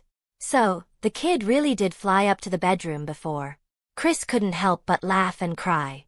So this is the little bit of power the kid said he was hiding? He initially thought the kid was only hiding one ability, but it turned out he was hiding 2 more? Thinking back to how he had earlier praised the other party, thinking they were doing the right thing, Chris felt a bit embarrassed. However, speaking of which, the kid did have quite a variety of powers. Instantaneous movement, black energy, the previously revealed solar absorption, and that mirror-like ability. Did the kid have a total of 4 powers? 4 abilities, indeed not bad. Although each isn't very strong, it's rare among mutants, Chris mused. While the others' abilities were still not as strong as those of powerful mutants, relying on 4 abilities gave him a decent combat capability, and overall utility was good. Did the kid just slip away because he couldn't use his powers anymore? Or was he running out of stamina? Chris thoughtfully, drawing on his rich experience, sensed something amiss. It seems the kid's abilities weren't as convenient as he thought. Finally, Chris's bearded face broke into a smile. I wonder what Magneto would look like if he knew he had a son with decent abilities. And that Professor X. I remember those 2 are still at odds right now. Really interesting. I'd love to see their faces when they find out. Haha. As a former member of the Mutant Brotherhood, he naturally knew some things about the two, aware that they had once been very close friends, only to part ways later due to differing ideals. Professor X believed mutants could coexist peacefully with humans, whereas Magneto thought mutants were superior and that humans, who had always harmed mutants, should be eliminated. The two continued to fight for their respective ideals. Professor X's X-Men and Magneto's Brotherhood still often clashed. But even now, when the two met, they could still talk like friends, each deeply trusting the other. Chris couldn't help but imagine the expressions on their faces once they knew the identity of the kid. As he fantasized, police sirens sounded in the distance. Several police cars and ambulances gathered around. Captain George watched as his team members were loaded into ambulances, hate flashing in his eyes, as well as anger towards those who provided incorrect intelligence. He began organizing data, preparing to report the details of the battle and the intelligence error to the base chief, Alexander. At the same time, he planned to question Captain Kenny about why he provided incorrect intelligence that led to the death of 5 of his team members. That brat, clearly not as weak as the intelligence indicated. If it weren't for the faulty intel, they wouldn't have underestimated the enemy and suffered such losses. As he organized the reportable information, Syd Castell, who had fled into a dark alley, walked without knowing where to go. Leaving Chris's house, he only then remembered that he seemed to have nowhere to go. Not only did he not have a place to stay, but he also had no money. Memories of his foster family came back to him. No, I can't go back there. Syd shook his head. Maybe the moment he arrived, he'd be captured by the authorities. As he frowned and pondered, the sound of soft footsteps came from nearby. Who's there? He looked over. He was momentarily stunned at the sight. 3 disheveled black men holding sticks and other objects were looking at him with ill intent. What do you want? Syd frowned. Seeing that he noticed them, the 3 black men chuckled. What do we want, hee. They glanced at each other, a malicious gleam in their eyes. Kid, hand over your money and belongings, don't make us get rough. Don't think about resisting. The tall Eli smiled broadly, swinging his stick. The 3 looked at him menacingly, their eyes filled with scorn, not believing the skinny young man in front of them could do anything about it. Just this little arm and leg, they could handle him with one hand, haha. Syd had an expression of, just as expected. At this point, he was too lazy to complain. Who knew walking through a dark alley could actually lead to encountering thugs? He had wondered where all those thugs for superheroes to fight came from. Turns out he was overthinking it. This place was a mix of prosperity and chaos? Thinking this, he coldly said, I have no money or possessions on me. I advise you to leave, otherwise. With his current fragile body, naturally, he was no match for the 3 tall, strong black men. To resist, he would have to use his powers. Eli and the others were startled, then all somewhat laughed, thinking the young man in front of them must be crazy to talk like that. End of chapter. Chapter 15. Chapter 15. Damn it, then don't blame us. Eli cursed as he raised his club to strike Syd. Unfortunately, just as he raised his hand and before he could strike, Syd was already lifting his right hand. Divine Finger. Divine Finger experience +1. Along with the alert from Divine Finger, Syd's right hand was already pressed against Eli's chest. Crack, crack, the sound of shattering glass mixed with the crunch of breaking ribs. With a thud, Eli was sent flying 4 or 5 meters away, rolling on the ground and wailing in agony. Mutant. The remaining 2 were utterly shocked. This youth was a mutant? They looked at Syd with eyes full of fear. They could never have imagined that just stepping out to make a quick buck would turn into such a dire situation. Regret began to set in. They thought they could easily bully this young man for some money? He was a demon, a devil. Seeing the dreadful state of Eli from just one touch, they lost all desire to fight and turned to run. Unfortunately, before they could get far, the chilling voice of the devilish youth rang out. Stop, hand over all the money you have, or else. Saying this, Syd glanced at the black man still lying on the ground wailing, and uttered a familiar line. You don't want to end up like him, do you? Here, take it. Jamie and the other man were terrified, hurriedly pulling out all the money they had. Even more, they crouched next to Eli, helping him fish out some cash from his pockets. Having obtained the money and initially intending to let them go, Syd reconsidered due to his dwindling energy, and let them take the injured man and leave. Looking at the couple $100 in his hand, he breathed a slight sigh of relief. Good thing I had some energy left, otherwise... Syd shook his head. If those last two hadn't been so scared and dared to confront him, he might have really been in trouble. Thinking about this made Syd yearn even more for strength. I'm still too weak. I have too little energy inside. After sighing, Syd, holding the dollars in his hand, planned to find some food and clothing. While he was struggling to survive and waiting for daylight, George was already driving towards laboratory number 23 to report the situation and question some matters. A few minutes later, he arrived at the laboratory and quickly went to the office of the base leader, Alessandro. What did you say, that experiment number 37 has escaped again? All of you, more than 10 people, and you couldn't catch a mutant? Are you all useless? Alessandro sat in his chair, hands clasped under his chin, staring sharply at Kenny and George. Captain George, hearing this, hurriedly defended, "It's not our fault." He glanced angrily at Kenny standing beside him. Captain Kenny gave us incorrect information, which led to... What? Kenny, a burly man like a tower, frowned. What incorrect information? George furrowed his brow and slowly explained what had happened. What? Captain Kenny's eyes widened in astonishment. That kid was only supposed to be able to teleport a meter or two. And you're saying he can teleport nearly 10 meters? And that the range and power of those black energy orbs also didn't match the reports. That's impossible. He was incredulous. But it is the truth. George said angrily, "Captain Kenny, it's all because of you." Enough, stop arguing.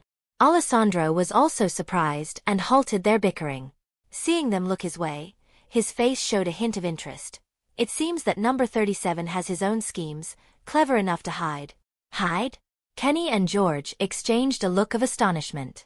Just like that kid hid 2 abilities before, I think it's the same this time, Alessandro said with a slight smile, explaining thoughtfully, either that kid has made significant progress in developing his abilities recently, or he intentionally hid his strength earlier. I'm leaning towards him having hidden his strength before. After all, no one can improve so much suddenly. Only hiding his strength explains it.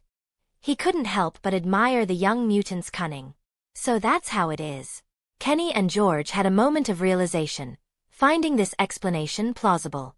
At that moment, George frowned. Then, the capture of number 37 might be difficult moving forward. I really don't know if he still has hidden capabilities. Don't worry. Alessandro smiled slightly, his calm demeanor reassuring. Being able to hide 2 abilities and some of his strength likely pushed him to his limit. The next operations should not face any surprises. Send more people this time, add some of the newly developed Sentinel robots, and carefully plan it out. We will definitely capture number 37. He turned to Captain Kenny, instructing, "This time, you will go with George."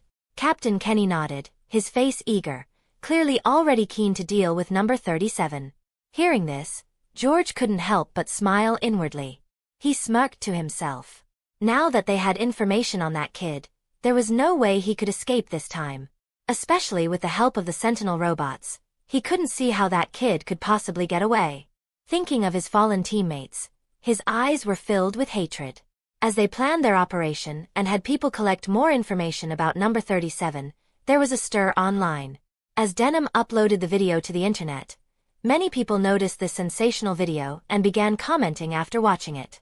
Damn, are those officers useless? How could they lose? This mutant is so powerful, not only can he teleport, but he can also launch those terrifying black things, totally unpredictable. Watching the video of the youth constantly teleporting and then casually firing black energy, nearly killing a person effortlessly, many viewers felt fear. Still, most agreed that, despite the young mutant's prowess, he would eventually be apprehended by the authorities. Video owner, we need a follow-up. I want to see the end of that youth. Exactly, we want to see the footage of that youth getting caught. I can't sleep well without seeing him captured. Let's guess, when will that young mutant get caught? As the public debated, anticipating the young mutant's imminent capture, some mutants also saw the video, their eyes flashing with surprise. End of chapter. Chapter 16. Chapter 16. While watching, they were amazed. So many abilities this person has. Teleportation combined with that black energy attack, and the police couldn't handle him? He does seem quite capable. As mutants around the world watched the video in astonishment, inside the Xavier Institute, Scott walked into the room where Professor X was staying and showed him the video. Watching the young mutant's abilities on the screen, Professor X complimented, "This child's abilities have great potential." Cyclops Scott nodded in agreement beside him.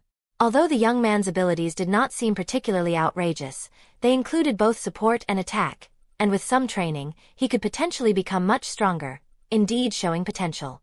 And in some special places, he could rely on his teleportation. If the accuracy of the black energy was better, its offensive capabilities could take down some enemies they couldn't handle. In his mind, he already began to imagine the boy joining the academy and assisting them in battle. Professor X, sharing his thoughts, said, "Scott, we could try to contact this child, see if we can recruit him into the school." Scott nodded. Then he brought up another matter. "Professor, I still haven't found the person with the suspected Omega-level mutant abilities you asked me to locate." Professor X frowned upon hearing this, sighing, "Find him as soon as possible. Eric has been making some moves lately, and I suspect he's received some information. We must find that child before he does." Cyclops furrowed his brows at this, immediately suspecting Mystique. He suspected that Mystique had transformed into someone else and infiltrated the Xavier Institute, which is how the information could have leaked. They had no choice but to try to find him before Magneto's people did. He dared not think about the damage it would cause if a real Omega-level mutant joined the Brotherhood of Mutants. While he was preparing to act, someone in the Brotherhood of Mutants also noticed the video and showed it to Magneto. Watching the battle scenes in the video, Magneto became interested in the young man. Like Professor X, he too found the young man worth recruiting into the Brotherhood of Mutants. Raven. He turned to look at Raven, preparing to send her to find this young man and also try to locate the Omega-level mutant Professor X mentioned. Thinking of the Omega-level mutant Charles had mentioned, even Magneto couldn't help showing surprise and interest. He wondered, what kind of Omega-level mutant was Charles talking about? Even he and Charles were at most considered level 4 mutants. A level 5 mutant, especially an Omega-level mutant, intrigued him even more. His interest intensified. While both mutant factions were preparing to find people, Syd was frowning at a room. After leaving that dark alley, he had shifted locations, looking for a place to stay, which was where he was now. But the room looked dirtier and more disorderly than Chris's place, and there was a musty smell in the room. "Hey man, this room is already pretty good. You can look elsewhere, but if you can find better than this." The white man next to him noticed his expression and hurriedly explained. Before he could finish, Syd nodded, agreeing to stay. Although he didn't want to live in such a rundown place, being wanted, he had to settle for these illegal accommodations. After confirming the price, Syd took out all the US dollars he had, asking the man to help buy some self-heating food and clothing. The man was initially reluctant, but hearing about the $30 in tips, he quickly smiled and agreed. After the man left, Syd sat on the hard bed, feeling his extremely tired body, and sighed. Panel. He opened the panel to look, focusing on the lifespan column. It starkly stated he had only 29 days left. My estimated lifespan has indeed increased. Syd's spirit lifted. Previously, when he gained an ability, his lifespan increased by a day, and now with 2 abilities upgraded to level 2, his lifespan had indeed increased again. Or perhaps, it was because the photonic energy in his body had changed, suppressing some of the diseases, which increased his lifespan. Even so, it meant that as long as he continued to improve, he might be able to live much longer. While Syd harbored hope in his heart, he also felt a bit greedy. If only I had self-healing abilities, then even if there were cancer cells, the healing factor could suppress them. Syd thought of Deadpool, who had originally been diagnosed with cancer but survived unscathed because of his healing factor. Of course, his cancer cells were not cured, and if the abilities were lost, his body would revert and continue to suffer from the disease. It could be said that Deadpool wasn't the original owner of that ability. If he had possessed it from the beginning, perhaps he wouldn't have developed cancer at all. Syd thought of Wolverine, who had lived for nearly 200 years, a true survivor. Shaking his head, he stopped thinking about the healing abilities and focused on the unlocking progress.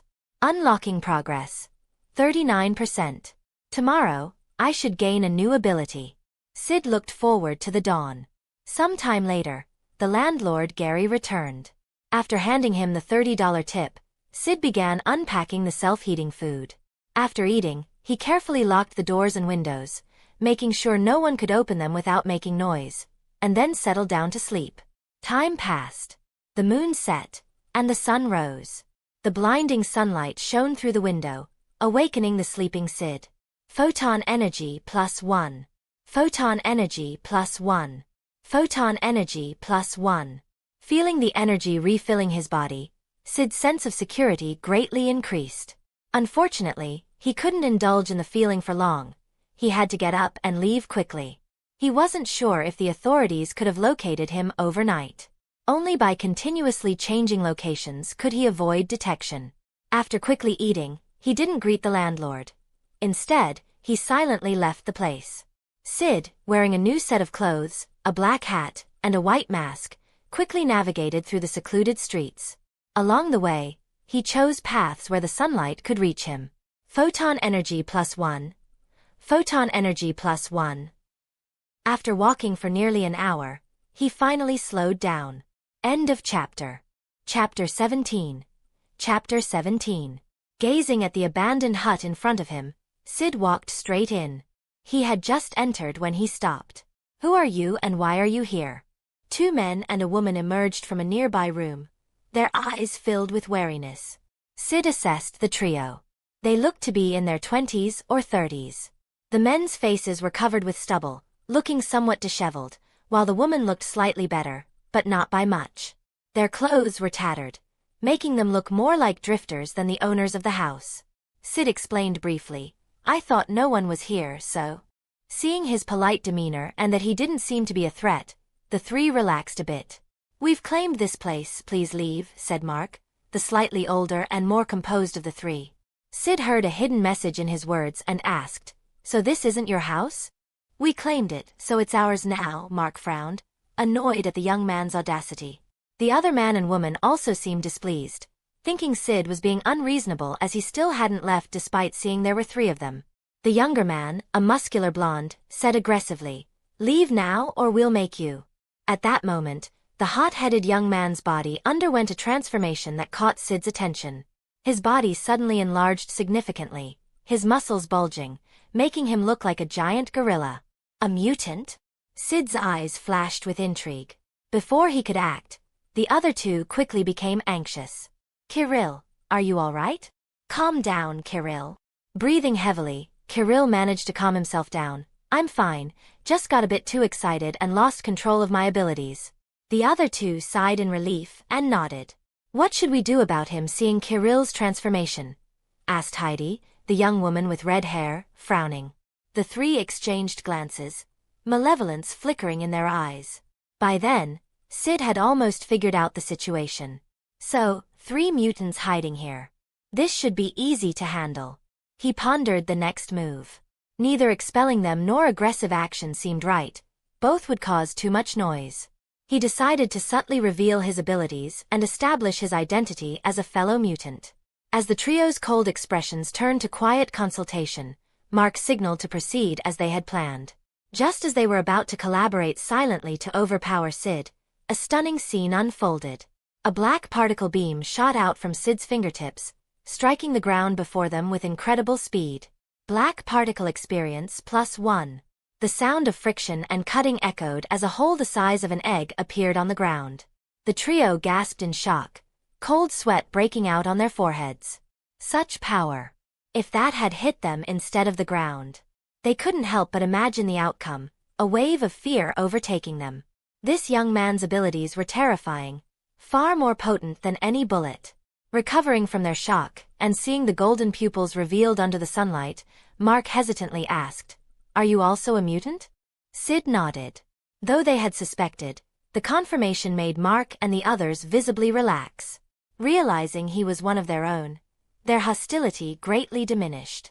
"My name is Mark. The big guy is Kirill, and the other is my sister," Mark introduced. "Hello, I'm Heidi," the red-haired woman said with an awkward smile. "You can call me Syd." The trio nodded. After exchanging names, the impulsive Kirill curiously asked, "Mate, how did you end up in a place like this?" Glancing around as if to emphasize the decrepitude of the location, Syd thought for a moment before asking in return, "What about you?" "We're running from the law," Kirill hesitated, then added, "You know, got reported after showing our powers, and then—" "It's similar for me," Syd casually replied. Hearing this, the three quickly imagined a series of scenarios, even guessing why he was there. They looked at him with sympathetic eyes. "Syd, was that your power just now? It looked really cool," Kirill asked with evident excitement. "It's quite powerful," Heidi commented from the side. Syd nodded vaguely, then curiously asked, "What about your powers?" "You saw Kirill's. I have X-ray vision," Mark shared, "and my sister." He gestured to Heidi to continue. "I have clairvoyance. I can see clearly up to a kilometer away," Heidi said with a modest smile. Before she could finish, Kirill excitedly added, "Hey, you wouldn't believe it, but their powers can combine. It's really cool. It's thanks to their abilities that we've been able to hide for so long. Of course, my keen senses also helped us too." As he rambled on, Syd thoughtfully murmured, "Combining powers, huh?" He was familiar with this concept, having seen similar cases in past TV shows. For instance, a brother and sister, both with ordinary abilities, could join hands to unleash power capable of demolishing a building. Of course, such cooperation required a blood connection and compatible abilities. "These two combined can probably see anything within a kilometer clearly," Syd mused. After sharing their abilities, a certain trust was established. When Syd asked if he could stay the night, they hesitated but then agreed. During the process, Kirill even enthusiastically helped him settle in. After everything was set up, and seeing the trio discussing in the distance, Syd focused on his panel. Looking at the energy points that were now over 1,000 and still increasing, anticipation filled his eyes. This should be enough to awaken a new ability. "I wonder what it will be. I'm really curious." With these thoughts and filled with anticipation, Syd poured all his energy points into the unlocking progress. End of chapter. Chapter 18. Chapter 18. The panel flickered, and a new progress display appeared. Unlocking progress. 47%. As the unlocking progress reached 47%, a notification chimed near Syd Castell's ear. Ability. Psychic Light Column, unlocked. Syd gazed at the panel, feeling somewhat disappointed. Ability. Psychic Light Column, 0/100, Level 1. Psychic Light Column? To be honest, he was disappointed with this ability as it overlapped somewhat with the black particles, only being slightly more concealed. Syd remembered that the psychic light column could suddenly emerge from the ground, akin to a laser beam appearing out of nowhere, catching people off guard. While it looked useful, it overlapped with the black particles. He needed more unique abilities, such as soul extraction or sunlight blessing. One could extract souls, and the other seemed like a full-screen range move and also a core technique. Unfortunately, he hadn't received either. Syd thought disappointedly. Even levitation would have been nice. After his initial disappointment, Syd's focus returned to the unlocking progress. I wonder if 50% will awaken a new ability, or maybe at 55% or 60%? Looking up at the dazzling sun, Syd was full of anticipation. Although the energy required for further unlocking was increasing, given his current rate of absorbing sunlight, he should be able to awaken another ability today. Glancing at the trio discussing things in the distance, Syd decided not to experiment with the psychic light column, but instead explored more about the black particles. He recalled the time he fled from the research facility, using his last bit of energy to deploy an oversized reflective shield. What if I use more energy? Could I create a larger black particle? Curiosity drove him to experiment. Small blue particles appeared on his fingertips, then expanded into a dark ripple. Black particle experience +1. The black particles hovered over his hand, and he managed to prevent them from shooting out as he intensified his control. Syd attempted to increase the energy output. As the photonic energy within him diminished, the black particles indeed grew larger, but this consumes a lot. Syd reluctantly dissipated the black particles. He found it feasible, but somewhat not worth it. The energy cost was significant, and the enhancement was minimal.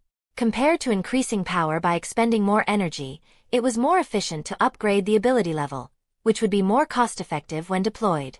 Of course, in critical moments, it could still be useful, potentially being the last straw that breaks the camel's back, achieving a decisive effect. Discarding the idea of enhancing power by consuming more energy, he shifted his focus to reducing energy consumption. Can I still deploy a level 1 black particle? Syd wondered. The level 2 black particles consumed noticeably more energy than level 1, and sometimes, deploying level 2 was overkill, like using a cannon to kill a mosquito. He began another experiment. Black particles reappeared on his hand. Black particle experience +1. The egg-sized black particles expanded and contracted, occasionally distorting. After several attempts, Syd frowned. It wasn't impossible, but it was challenging, feeling like it would take a lot of practice to achieve. Right? He quickly realized. He had almost forgotten he was a mutant, and the black particles were a derivative of his mimic mutant ability. Mutant powers inherently represent instability and difficulty in control. Being able to deploy his powers so stably and at will was already an exception among exceptions. Other mutants might face intermittent efficacy or even lose control when emotionally agitated. Was I actually thinking about using my powers at will? Syd shook his head, then suddenly wondered, what if my powers also go out of control one day? The thought made him shiver. That would be terrifying. He couldn't even begin to imagine the consequences. Shaking his head, Syd cleared the thought of losing control from his mind. Feeling the photonic energy gradually replenishing inside him, he turned his attention to his other level 1 abilities. Divine Finger, Reflective Shield, Psychic Light Column. He contemplated whether to set aside some time to upgrade these 3 level 1 abilities to level 2. If he could upgrade all of them to level 2, his internal energy would increase significantly, and so would his combat effectiveness. However, choosing to upgrade ability levels would delay the unlocking progress. After pondering for a while, he decided on a compromise. Spend the morning upgrading ability levels, and the afternoon gathering energy points for awakening the next ability. Syd focused on the Reflective Shield. Reflective Shield Experience +1. Reflective Shield Experience +1. Reflective Shield Experience +1. Syd's internal energy rapidly depleted, while the sunlight continuously replenished it. Time flew by, and soon it was noon. Following a notification, Syd stopped his current activity. Ability: Reflective Shield, 0/500, Level 2. Reflective Shield Experience +1. After experimenting, Syd was surprised to find that the reflective shield had expanded to cover his upper body. This meant he no longer had to worry about his upper body's safety. This is just level 2. What about level 3, or even covering my entire body at level 4? Syd grew excited at the thought. Besides the qualitative change in the reflective shield, his internal photonic energy had also increased significantly. If he were to deploy a level 1 black particle now, he could do so over 50 times.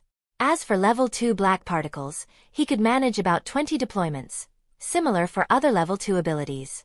Just the thought made Syd feel that his energy was still insufficient, far from enough for his needs. Of course, if more abilities were unlocked in the future, his internal energy would undoubtedly increase. But for now, feeling his photonic energy gradually being replenished, he didn't continue practicing his abilities but instead started collecting energy points. Photon Energy +1. Photon Energy +1. Photon Energy +1. Photon Energy +1.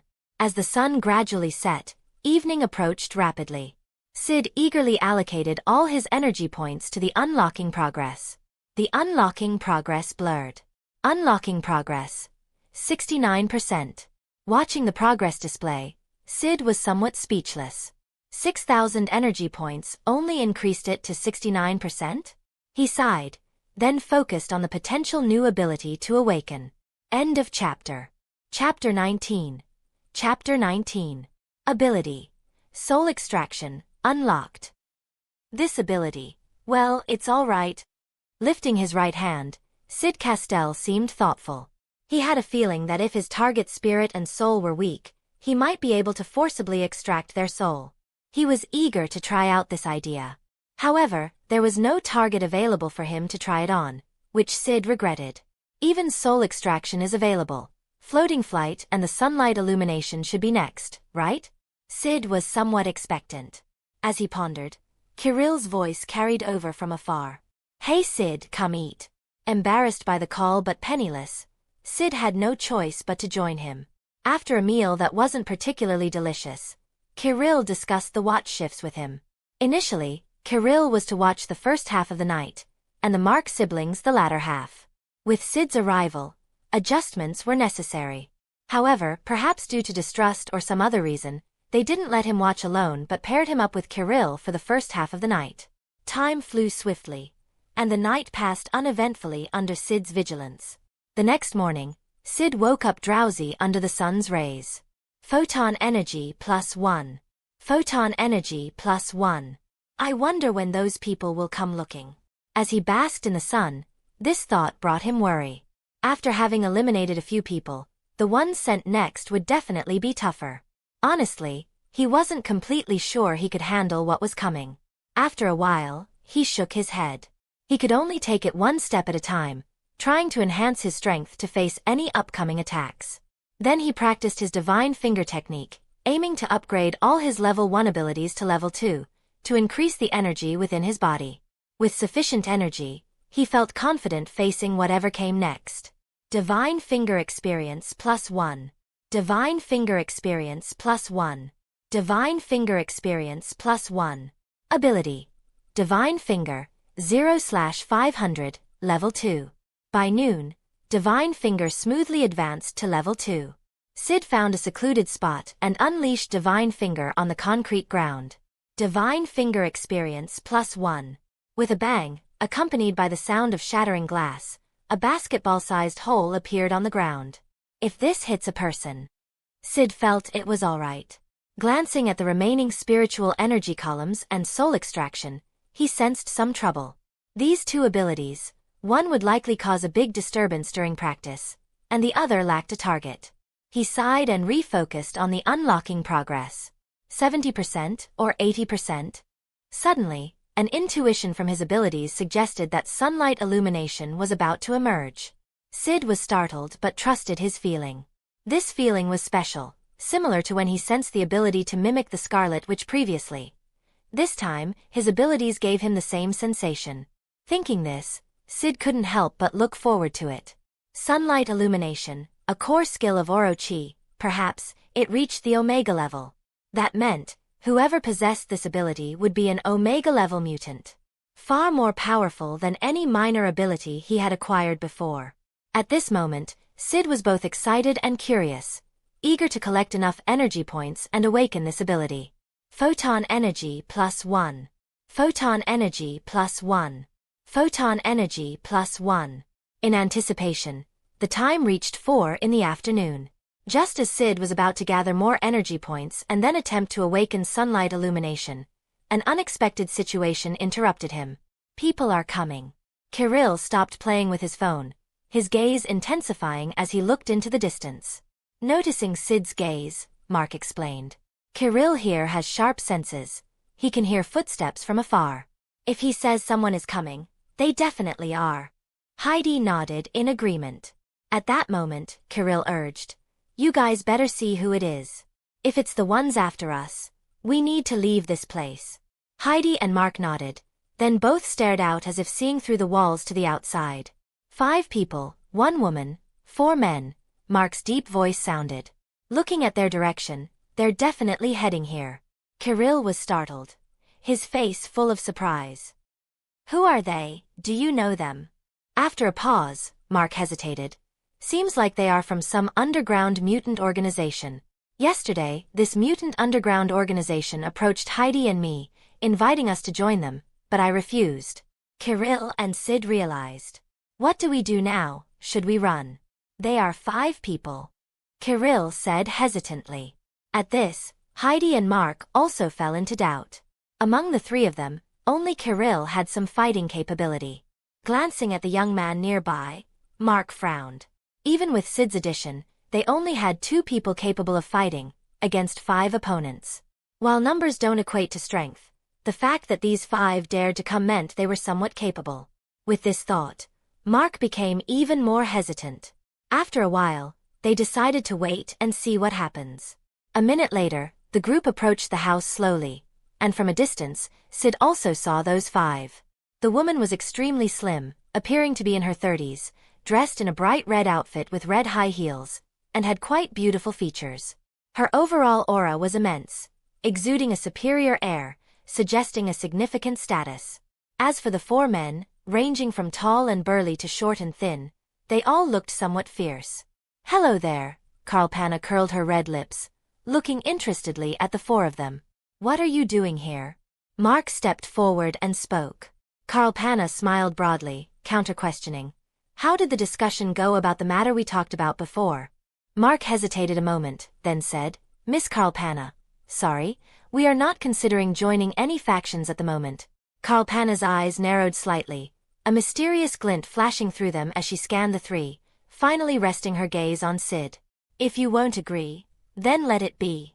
She smiled ambiguously, looking at Syd and saying, "You're called Kevin, right? This person?"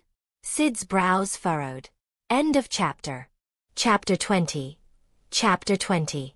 It was just one sentence, but Syd could feel that the purpose of these people's visit was not simple, and it was very likely because of him. Otherwise, how could this person know the name Kevin? He didn't believe in such coincidences. At this moment, an indistinct sense of crisis enveloped him, making him feel like there were thorns on his back. Syd didn't care if he was overthinking or if his feelings were wrong. For the moment, he ignored the woman and looked directly at the panel. Energy points. 4,986. After glancing at the remaining energy points, he added them to the unlock progress without a second thought. The panel blurred, and new data appeared. Unlock progress. 79%. Only unlocked to 79%. Syd murmured. Before he could feel disappointed, a notification sounded. Ability. Sunlight illumination, unlocked. Even Syd couldn't help but be taken aback, feeling a mysterious warm flow coursing through his body, subtly changing something. It was divine and enlightening. He suddenly felt like he had gained a new ability. That feeling was special, as if he could use that extraordinary power whenever he wanted. Syd knew, it was a power that could reduce everything to nothing. From this moment on, he truly possessed an Omega-level ability. Syd suddenly felt secure, his attention returning to the woman not far away. From the start of the encounter until now, only a few seconds had passed, and Carlpanna still thought it was because she had called out the name Kevin that the young man in front of her was dazed. Carlpanna smiled contentedly, heedless of others, and started introducing herself. Kevin, 16 years old, possesses a mutant ability to absorb sunlight, also has the abilities of instant teleportation and releasing black energy waves. Not long ago, he escaped from experiment base number 23. As if flaunting her power, Carlpanna spoke recklessly, seemingly fearless of angering the young man in front of her. Carlpanna smiled slightly, licked her lips softly, and whispered, "Am I right? This should be your information. Haha." Carlpanna smiled sweetly, her eyes twinkling as she looked at the young man in front of her. As she wished, Syd smiled. Anyone would feel upset being investigated like this, especially when some personal details were revealed publicly. Kirill and the others, hearing this woman's words, couldn't help but flash looks of shock, surprisedly glancing at Syd beside them. Or should they say, Kevin? The 3 exchanged glances, seeing astonishment in each other's eyes. Absorbing sunlight, instant teleportation, black energy waves. Did Syd really possess all these abilities? One person with 3 abilities? Their eyes reflected surprise and envy. They had never seen someone with 3 abilities. At this moment Syd spoke. "So, what are you trying to say?" Carlpanna, twirling her golden hair and smiling, evaluated. "I think you're quite capable, worthy of joining our underground organization." Syd asked, "What if I refuse?" "Refuse?" Carlpanna was stunned, seemingly unable to believe his response. "Having obtained your detailed information should be enough to demonstrate our organization's strength. And you still refuse? Are you sure?" Watching his expression, Carlpanna's smile gradually disappeared, turning emotionless and somewhat frightening. Before she could say anything, one of the men accompanying her had already rebuked. "Do you know who you're talking to speak like that?" The man who stepped forward was named Hello, around 30 years old, ruggedly handsome and fierce-looking. At this moment, his face darkened, his tiger-like eyes glaring at Syd, as if ready to tear him apart, as if Syd had said something unforgivable. Beside him, a short and fierce-looking man sneered, quite bold. Then he shook his head, looking down on Syd with disdain. "Refusing our organization's invitation. You really have no clue." Saying this, he scorned, "We've seen mutants with your kind of abilities before. Don't think you're so special that we must invite you." Suddenly, he smiled. "Your instant teleportation is only level 2, right? I've seen someone like you. His instant teleportation was level 2. Your other abilities are probably also level 2, right?" He looked at Syd with interest, then glanced around at the other 3 men, proudly saying, "Including me, even the weakest among us have level 2 abilities, and Carl, she possesses level 3 abilities. Do you know what her ability is? Her ability is to control liquids. If she wants, she can make your blood flow backwards in your body and kill you instantly." Steven's face showed a playful expression, keenly watching Kirill and the others, seemingly anticipating the fear in their eyes. Hello and the other 2 also had a look of anticipation. As for Carl, although still expressionless, her eyes twinkled with mirth, revealing her inner turmoil. Sure enough, the next second, Mark, Kirill, and Heidi all showed shock and fear in their eyes. They even stepped back several steps, clearly feeling threatened. Seeing the trio's reactions, Carl and the others were very satisfied. However, the young man they were more concerned about did not show any signs of fear, remaining as calm as ever. This unsettled them. "Aren't you afraid?" Hello said in astonishment. "Don't you know that just a flick of Carl finger could end your life?" Another man named Lap sneered, spreading his hands wide, dramatically describing, "Maybe you'll explode with a bang, and your flesh will scatter everywhere." "Ha ha ha." Syd tilted his head. "Really?" Carl and the others were taken aback, their faces showing surprise, apparently not expecting him to respond like that. Carl was slightly infuriated, about to make the young man experience the sensation of blood flowing backward. She hadn't considered that the young man might escape or fight back at all. Before coming here, she had prepared, bringing companions who could limit instant teleportation and others to protect her. She didn't believe that, with all this, the young man could still grow wings and fly away. But before she could act, she heard the young man's voice. "Let everything return to nothing." It sounded indifferent, yet seemed like a lament. Short-lived life. End of chapter. Chapter 21. Chapter 21. Sunlight experience +1. At this moment, Syd felt as if he could manipulate the sunlight overhead, gathering it together. The gentle golden sunlight shone down on Carl and the others, engulfing everything. The moment the sunlight, carrying a special power, hit them, screams erupted continuously. Kirill and the others saw that the 5 people enveloped in sunlight, whether it was Carl or the other 4 men, began to disintegrate everything on them, whether it was flesh or clothing. Everything turned into particles, which then dispersed again, returning to nothingness. This power. Carl, who could maintain a part of her consciousness, stared with her disintegrating eyeballs, blankly watching the indifferent young man not far away. You're not a Class 2 mutant?" she murmured. "Omega. The legendary pinnacle of mutants, signifying humanity's ultimate threat, possessing the power that humans truly fear." The name surfaced in her mind. She opened her mouth, unwilling to say something, but before she could speak again, her entire being vanished into the dazzling sunlight.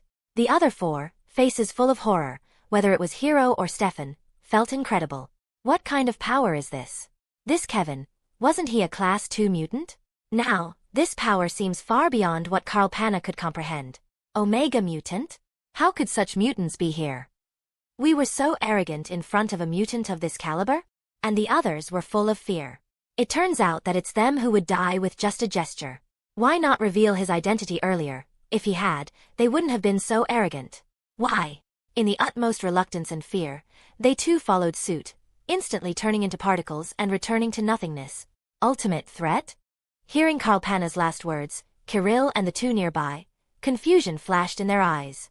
Although they did not understand the term, they felt it was profoundly impressive. Was Syd in possession of such a terrifying power? They wondered, confused. However, there was no longer any doubt. What they witnessed had already shocked them. As the sunlight faded, what appeared before their eyes was a ground missing a thick layer, as if it had been erased, along with those 5 people, as if they had never existed. Such a terrifying power. At this moment, their hearts were both shocked and fearful. Looking at the young man not far away, they collectively took a step back. They were afraid, and unsure, wondering if getting too close might cause them to disappear as well, or if the other's mutant ability went out of control. So, at this moment, even though they didn't want to think this way, they couldn't help but feel fear and repulsion towards the young man. If humans started ostracizing mutants, then they would ostracize Syd. An outlier among outliers, special among the special. Possessing such a power, they felt fear. At this point, Syd was not paying attention to them but was feeling his own body. Feeling the light energy within him nearly depleted, he couldn't help but feel helpless. It was just half a room's area, and yet it had consumed all the energy in his body? Moreover, this was with the assistance of sunlight, if it were at night. Enhancing the energy within me is a long way to go. Syd shook his head. Ignoring the huge energy consumption, the power of sunlight all around truly shocked him. For the ones that want to see how it looks like, search Maricare. That's the OG name of the attack. The essence of this ability was atomic disintegration. And then continuing to disintegrate until everything was reduced to nothingness. One could say this ability directly disrupted the balance because it seemed to permanently erase a portion of matter, exceeding common sense. Syd knew, this ability indeed could be classified as Omega-level power. He stretched out his right hand. The slightly recovered light energy within him was soon exhausted. Then a streak of light emerged from his hand. Perhaps due to the nature of the light energy, this light carried a golden hue, reminiscent of sunlight. Indeed, even without fully deploying sunlight all around, I can still use some of its power. This light indeed carried the power to reduce everything to nothingness. He had felt a slight change in his body before. He was not mistaken. Perhaps there has been a change in the genes inside me? With this guess, Syd looked at the light that disappeared in an instant, and smiled wryly. With the current thirsty state inside his body, thinking about deploying sunlight all around without the aid of sunlight, he should first find a way to increase his internal energy. Speaking of energy, with the emergence of sunlight all around, there was also a bit more energy inside him, but it was barely better than nothing. As he pondered, Kirill hesitated for a while before daring to speak to him. "Are you all right?" Kirill's voice faintly carried a hint of fear. Syd shook his head, indicating he was fine. The atmosphere on the scene suddenly became tense. Kirill and the others felt a bit awkward, wanting to change the mood, but were unable to. Even Heidi, at this moment, felt fear towards the power possessed by the young man in front of her. Naturally, it was impossible for them to return to their previous attitude. After a while, Kirill hesitantly asked, "Is that your mutant ability?" Syd thought for a moment, then nodded. The 3 of them inhaled sharply. That's too terrifying, isn't it? And, is this your 4th ability? Kirill inhaled a breath of cold air, looking at Syd as if he was a freak. Heidi and Mark felt the same, both shocked and envious. Then, Kirill thought of something and said anxiously, "Hey man, I think we need to leave. When you just deployed that ability, it was like a golden searchlight was shining on us, if we don't leave now." Kirill gestured exaggeratedly. Syd knew. The commotion was indeed a bit much. When sunlight all around was deployed, it wasn't as calm as it seemed. The external sunlight focused together, making this area incredibly bright, while other places even dimmed a bit. It was like signaling to others that there was a problem here, looking very conspicuous. The group quickly gathered their belongings and evacuated the area. Sure enough, it wasn't long before footsteps and voices approached this place, seemingly people coming to investigate. On the way. Mark hesitated for a moment, then said, "Syd, you just killed those people from the underground organization. Aren't you afraid of trouble? I heard they are numerous, and their leader is a very powerful mutant." Syd shook his head, indicating he wasn't concerned. He truly didn't care, having already offended America's department. Now offending another underground organization didn't seem like a big deal. As the saying goes, the more lice, the less itch. He would worry about it when people from the underground organization came looking. Thinking this, Syd couldn't help but think of that research base and the people hunting him. Compared to before, he now had a bit more confidence. When they reached a crossroads, Syd suddenly stopped. "This is where we part ways." "What?" The 3 were initially startled, opened their mouths, but ultimately said nothing, nodding in agreement one after another. Whether it was Syd or them, after the recent events, they could no longer go back to how it was at the beginning. After bidding each other to take care, the 3 watched the mysterious young man's figure walk away. Alright, stop looking, what, can't bear to part? Heidi slapped Kirill's shoulder, her face playful. No, I was thinking, what is the ultimate threat? Heidi and the others were also startled, recalling Carl Panna's last words. We'll find out when we ask around, Mark laughed. Heidi agreed. Yes, we'll ask others when the time comes, Kirill nodded, smiling. As they went their separate ways, the abnormal sunlight event in this area was also posted online, sparking a discussion. End of chapter. Chapter 22. Chapter 22. The internet was abuzz with discussions. What's this? My god, what's happened to the sunlight in this place? Why does it look so strange? Is this an alien invasion, or is a military base testing new weapons? Could it be a mutant superpower? No way, that's sunlight. Could a mutant really control that? Netizens were chattering, making all sorts of wild guesses. After parting with Kirill and the others, Syd walked alone through a secluded alley, coughing a few times into his hand. While looking for a new place to stay, he took the opportunity to practice various abilities. Black Particle Experience +1. Spatial Transfer Experience +1. Rebound Shield Experience +1. Rebound Shield Experience +1. After a while, he opened his panel with a thought. Name: Syd Castell. Age: 16. Remaining lifespan: 36 days. Mutant abilities: Mimicry, Energy Absorption. Current mimic: Orochi. Title: Sun God, Will of the Earth. Unlock progress 79%. Abilities: Spatial Transfer, 39/500, Level 2. Black Particles, 34 out of 500, Level 2. Rebound Shield, 7 out of 500, Level 2. Divine Finger, 3/500, Level 2. Sunlight All Around, 1 out of 100, Level 1. Soul Extraction, 0 out of 100, Level 1. Spiritual Light Column, 0 out of 100, Level 1, unlocked. Energy Points, 413. Seeing his estimated remaining lifespan, Syd shook his head and sighed softly. Facing a body full of ailments, even his current light energy seemed somewhat inadequate, or perhaps not powerful enough. His first thought was about enhancing the light energy within him. His gaze swept over the panel, focusing on the Level 2 abilities, his brow furrowing slightly. Leveling up from 2 to 3 took too long. It might be better to upgrade the remaining Level 1 abilities to Level 2 first. Having sufficient energy inside would also allow him to truly harness the power of sunlight all around. Although sunlight all around was only at Level 1, Syd felt that he hadn't reached its limit when he used it before. The lack of energy in his body prevented it from being fully unleashed.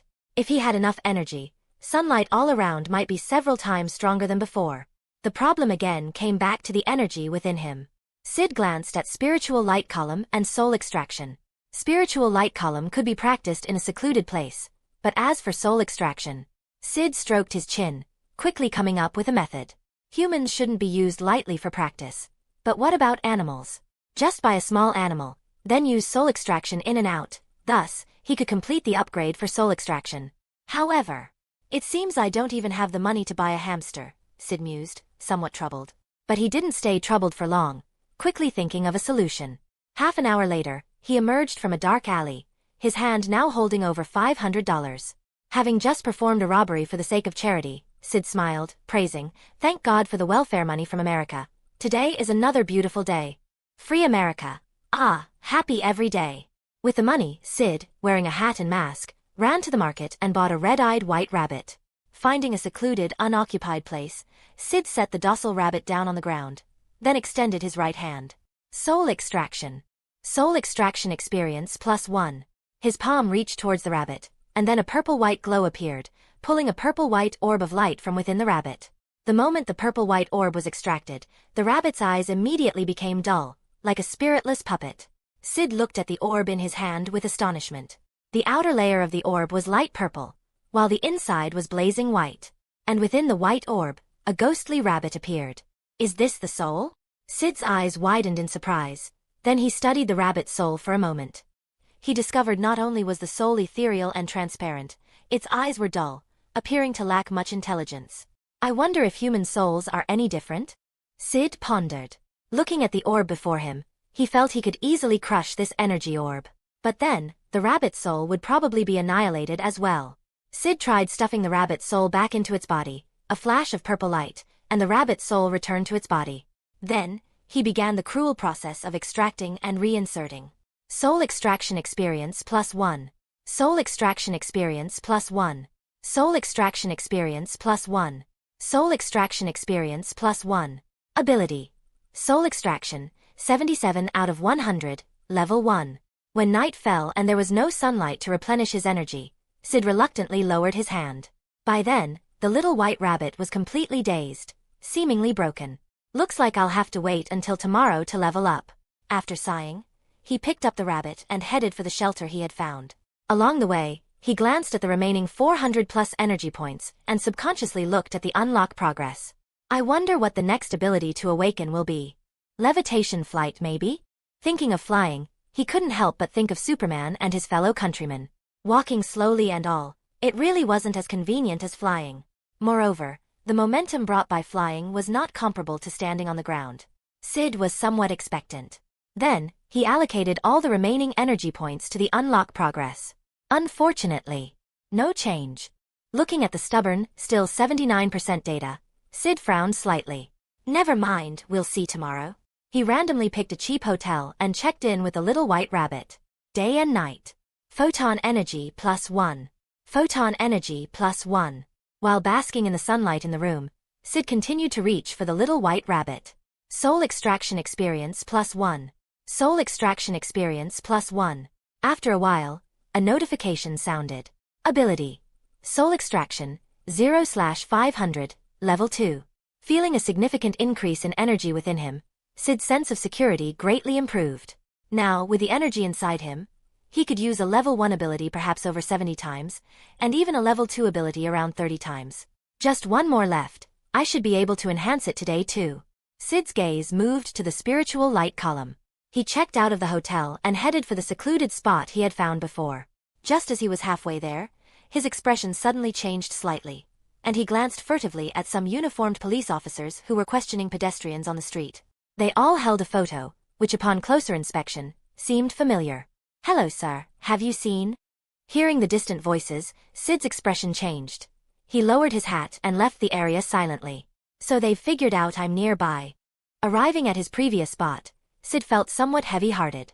If those guys found him, a battle would likely be unavoidable, but he wasn't fully prepared yet. Spiritual light column experience +1. Spiritual light column experience +1. End of chapter. Chapter 23. Chapter 23. Blue energy columns sprang up from the ground, appearing quite eerie. By the afternoon, Syd had successfully upgraded the spiritual light column to level 2. Ability. Spiritual light column, 0/500, level 2. The upgraded spiritual light column not only had increased power but also emerged from the ground much faster. He even felt that now the spiritual light column could be launched not just from the ground but also from his hands. Glancing at his abilities, almost all now at level 2, Syd breathed a sigh of relief. It was as if he had switched from a bird gun to a cannon. Not only had the power of his abilities increased significantly, but he could also use his level 2 abilities about 40 times before depleting his internal energy. Now, only sunlight all around remains unimproved. Syd murmured. However, not only was sunlight all around noisy to deploy, but it also consumed a lot, and he estimated that upgrading it would be slow. Let's try it, see if I can do a castrated version.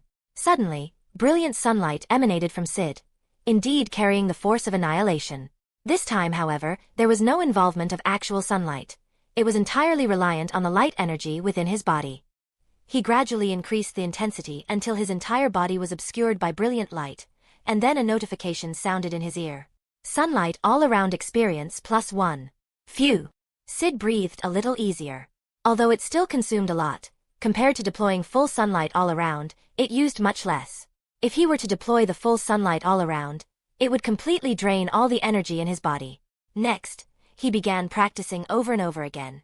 Photon energy +1. Photon energy +1. Sunlight all around experience +1. Sunlight all around experience +1. Sunlight all around experience +1. Until dusk, when the sky gradually darkened, Syd finally stopped. He glanced at the data for sunlight all around and breathed a sigh of relief. Ability. Sunlight all around, 23 out of 100, level 1. Almost there, I should be able to upgrade in a couple of days. Syd looked forward with some anticipation. He wondered what it would be like when sunlight all around reached level 2.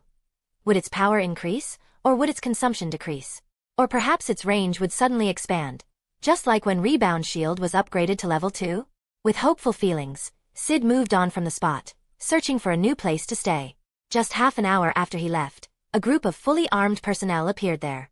The target must have just left. Search quickly. They hurried in and hurried out. While Syd was searching for a new place to stay, he suddenly paused. His gaze shifted suspiciously toward a distant figure. Looking at a man in the distance wearing a black jacket and jeans, he felt a sense of familiarity, as if he had seen him somewhere before. With curiosity, he slowly followed the man, intending to see where he was going. After a while, he followed the man to the entrance of a bar. As soon as he entered, a jarring noise hit his ears. Bang bang bang. The raucous rock music reverberated throughout the bar, lit by multicolored lights. The man he was following sat down at the bar and skillfully ordered a bottle of liquor. Watching the man smoking a cigar and drinking, Syd felt an increasing sense of familiarity. He took a closer look at the man's hairstyle and noticed that his hair was slightly raised, resembling 2 wolf ears. Is it him? Syd whispered the name, Wolverine. With this certainty, he slowly approached the bar. When they were just a few steps apart, he was almost sure. He carefully observed the man drinking in front of him. The man had a rugged face with strong, thick eyebrows and a full beard. His body was sturdy and muscular, enveloped by masculine hormones, exuding a wild aura. As Syd scrutinized, Logan also sized him up. The young man in front of him wore a white short-sleeved shirt and brown shorts. His brown hair and blue eyes were visible through his mask, showing a clean and young face, likely only 15 or 16 years old. Logan furrowed his brow and stopped drinking. Initially, he had noticed the kid seemed to be tracking him, initially thinking it was a misperception until the other followed him into the bar. He could now be sure, the kid was indeed tracking him. But he didn't seem to recognize this youngster. Yet now, he approached as if he knew him. Though puzzled, he still said, "Kid, stay away from me." Saying that, he slammed his glass on the table, trying to intimidate the young man. However, to Logan's confusion, the kid seemed stuck like glue, not moving at all, seemingly unfazed. With growing curiosity, he finally couldn't resist asking, "Kid, do you know me?"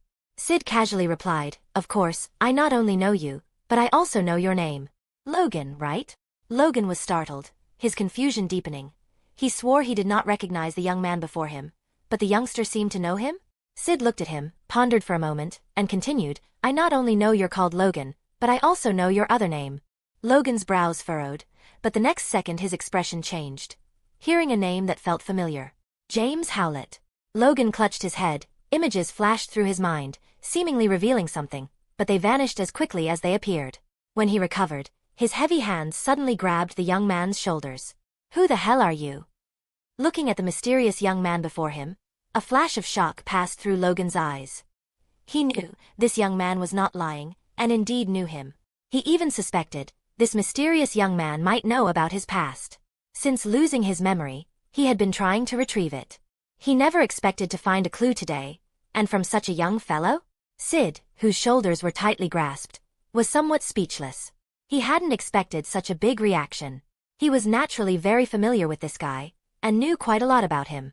As a main character in X-Men, anyone who had seen it would definitely recognize him. Cough, cough. "Let go of your hands first," Syd coughed. Hearing this, Logan realized he had overreacted, quickly releasing his tight grip. Though he let go, his eyes still fixed intently on the mysterious young man. End of chapter. Chapter 24. Chapter 24.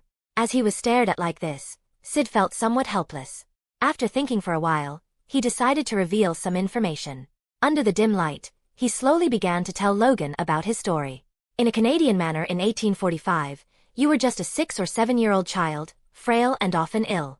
Your name was James Howlett. Your father, who loved you dearly, called you by your nickname, Jimmy. A tragedy occurred one night. As he narrated, Logan's expression was no longer calm. His rugged face slowly turned into a look of shock, as if the story was bringing back some memories. Syd glanced at him and continued, "The gardener at the manor killed your father, which triggered your mutant gene." He looked at Logan's hands. Then, he revealed something that shocked Logan. "You killed the gardener with your bone claws, but you didn't know that he was your real father. Your mother saw you as a monster, and you ran away from home, along with your half-brother from the same mother, Sabretooth." Hearing this shocking news, Logan's eyes widened. and some memories flashed in his mind. You changed your name to Logan, and you and Victor went through World War I, World War II, and other wars until one day, you met Colonel Stryker. As he spoke, Syd glanced at Logan, thinking about how after so many battles, he got no recognition or benefits, and still suffered persecution from Colonel Stryker. It was indeed a tragic story. Listening, Logan was gradually stirred. Who was he, and how did he know so much? Logan muttered to himself, looking puzzled. At this moment, two men who were close friends of Logan and mutants as well, also showed surprise as they listened. They had been with Logan for so long and did not know he had such a story. They knew Logan had amnesia, but how did this young man across from them know all these things? The two exchanged a look, feeling an eerie sense of mystery, as if a fog surrounded the young man, making him seem mysterious. Syd then looked at the two men and then at Logan's expression, and once he was sure Logan wasn't paying attention, he continued his story. You joined a mutant organization led by Stryker, whose members included Victor Sabretooth, Wade, a mercenary skilled with swords. Speaking of Deadpool, Syd's eyes showed a peculiar glint, wondering if he was still alive, as that would be quite troublesome. Then, he introduced other members like Agent Zero, Phantom, Blob, and Bradley, mentioning their skills and superpowers as well. As they listened, Logan and the other two felt increasingly strange, finding the young man ever more mysterious. Is this military secrecy? You seem to know too much. Are you sure you're just a teenager? The middle-aged Otto, with many wrinkles on his face, couldn't help but speak up. The lean, bearded, 30-something Valentine also nodded in agreement, even questioning Logan to confirm if the young man's words triggered some memories. After Logan's confirmation, Valentine and Otto's eyes widened, their surprise turning into deep suspicion as they looked at the young man. Syd continued solemnly. Then, he described how Victor's beastliness became apparent during their missions. And Logan, unwilling to continue being a killing machine, chose to leave. He also mentioned Logan living under a false identity as a lumberjack, being betrayed by his girlfriend, and joining the Weapon X program. Finally, he included the fact that Logan lost his memories due to these events. Logan, your claws. As he spoke, Valentine and Otto couldn't help but glance at Logan's hands. Even Logan couldn't resist looking at his hands, finally understanding the metallic structure of his skeleton. Logan gratefully looked at the mysterious figure in front of him. He didn't know who the other party was, but since he had told him the truth, he was thankful. However, after this barrage of information and his friends Valentine and Otto's company, they all had one question. Who was this young man? He even knew the things Logan had forgotten, down to the details of military experiments. Like he witnessed it himself? They couldn't help but harbor this bizarre thought. Then, they all denied it, feeling it was impossible. The young man looked too young to have seen these events himself. From his demeanor, he didn't seem like an old monster, just a young man. Speaking of old monsters, Valentine and Otto looked at Logan, amazed by his age. Could Logan be old enough to be their grandfather? Logan, still somewhat shocked, found it hard to imagine how a young man knew things even he had forgotten. The memories brought back a real feeling, letting him know the young man's words were true. Now, though he hadn't fully recovered his memory, listening to the young man's narrative had restored some of his memory, helping him understand the general course of events and his origins. But then there was a question. Logan's expression was complex as he muttered, "Kid, who exactly are you? Could the other party be someone related to him? Not an enemy? An acquaintance? A relative?" He irritably raised an eyebrow. Suddenly, at that moment, he felt the young man's gaze was somewhat pitying, as if he pitied something about him. "Kid, why do you look at me like that?" Syd opened his mouth, sighed, and finally didn't say anything. After recounting the first half of Wolverine's story, he thought of Wolverine's tragic end in his later years. In his old age, Wolverine had fallen to driving a taxi just to make ends meet, and now, that Wolverine was gone forever. In the end, he died to save other mutants, and the plot looked somewhat disheartening and uncomfortable. The last part truly portrayed Logan as a hero, not just a mutant fighting battles. Syd shook his head. It wasn't just Wolverine. Even Professor Charles Xavier had a tragic old age, developing dementia. The strongest human brain developing dementia was indeed unbelievable. Perhaps it was because the body wasn't originally his, but his comatose brother's, who had lain bedridden for years without using his brain, which might have contributed to the potential issues. Of course, it might also have been due to government-researched genetically modified foods. Under such foods, not only were newborns' mutant genes suppressed, but even those who had triggered superpowers were affected. Logan's self-healing factor was likely weakened due to these factors, along with the potential adamantium metal toxicity he suffered without his healing factor to counteract it, causing his body to deteriorate and age gradually. That era, too, due to government research genetically modified foods, made it very difficult for mutants to be born, leaving few mutants, nearly extinct. Overall, it was a terrible time for mutants and a terrible ending. Syd was unclear whether this was a story from another timeline or something that would happen in the future. Will there be a chance to change it in the future? Or the ability to go to that timeline and change some things? Teach those governments a lesson? Let them experience once again the threat and fear that mutants can bring? Syd mused regretfully. Of course, after thinking so much, if he had to choose his favorite period of Wolverine, it would still be Wolverine's later years. Not only because he was more mature then, but there was also a sense of impending twilight that could move people. Suddenly, he thought of something, and his expression changed slightly. He suddenly wondered, if the timeline were reversed, like in X-Men, Days of Future Past, would he be erased? Thinking this, he suddenly felt a sense of crisis, a pressing desire to increase his power. He shook his head, glanced at Logan and the others, and put aside the thought for the moment. Listening to Logan's earlier question, he smiled casually and said, "Why do I look at you like that?" "Because I thought of your later years, which are a terrible ending. You probably don't want to know." As his words fell, Logan and the others were momentarily stunned. Then they all started laughing. They thought the young man was joking. After all, who can see someone else's future? But, while they thought so, they also felt something unusual, as if the young man wasn't joking, which seemed very strange. Impossible. It shouldn't be possible. Logan and the others looked increasingly suspicious and confused as they gazed at the young man. Who was he? And how could he know so much, as if he had seen it with his own eyes? "This is too mysterious, isn't it?" Otto muttered. Loud rock music continued to play. At that moment, Valentine looked around and asked quietly, "Are you a mutant too?" With that, Syd looked surprised for a moment at him, then looked at Logan and nodded in affirmation, "Yes." "What's your ability?" Valentine's spirits lifted. Before Syd could answer, Logan and Otto's ears perked up. They hadn't waited for Syd's response before they had imagined a series of powers in their minds. Prophecy? Or something related to time? They couldn't help but think so, given how mysterious the young man had seemed, mysterious enough that they had to guess. Otherwise, they couldn't explain their previous strange feelings. Even if it was a time-related mutant power, which they had never seen or even heard of, they couldn't help but speculate. Syd paused for a moment, then casually replied, "I can teleport." "Space ability?" Logan and the others were somewhat surprised. Just that. Although teleportation was also rare, they couldn't help but feel disappointed. "Turns out we were overthinking it, haha." The bearded Valentine laughed heartily. Then he patted Syd on the shoulder and praised, "But teleportation is still pretty awesome, at least it's great for escaping." Logan and the others agreed. Most mutants' abilities were quite ordinary, even useless. Having a practical superpower like teleportation was already very lucky and quite good. As they conversed, hundreds of meters away, at this moment, a group of people were also talking. "Sir, we've confirmed the target's location." A soldier hurried over, saluting before speaking.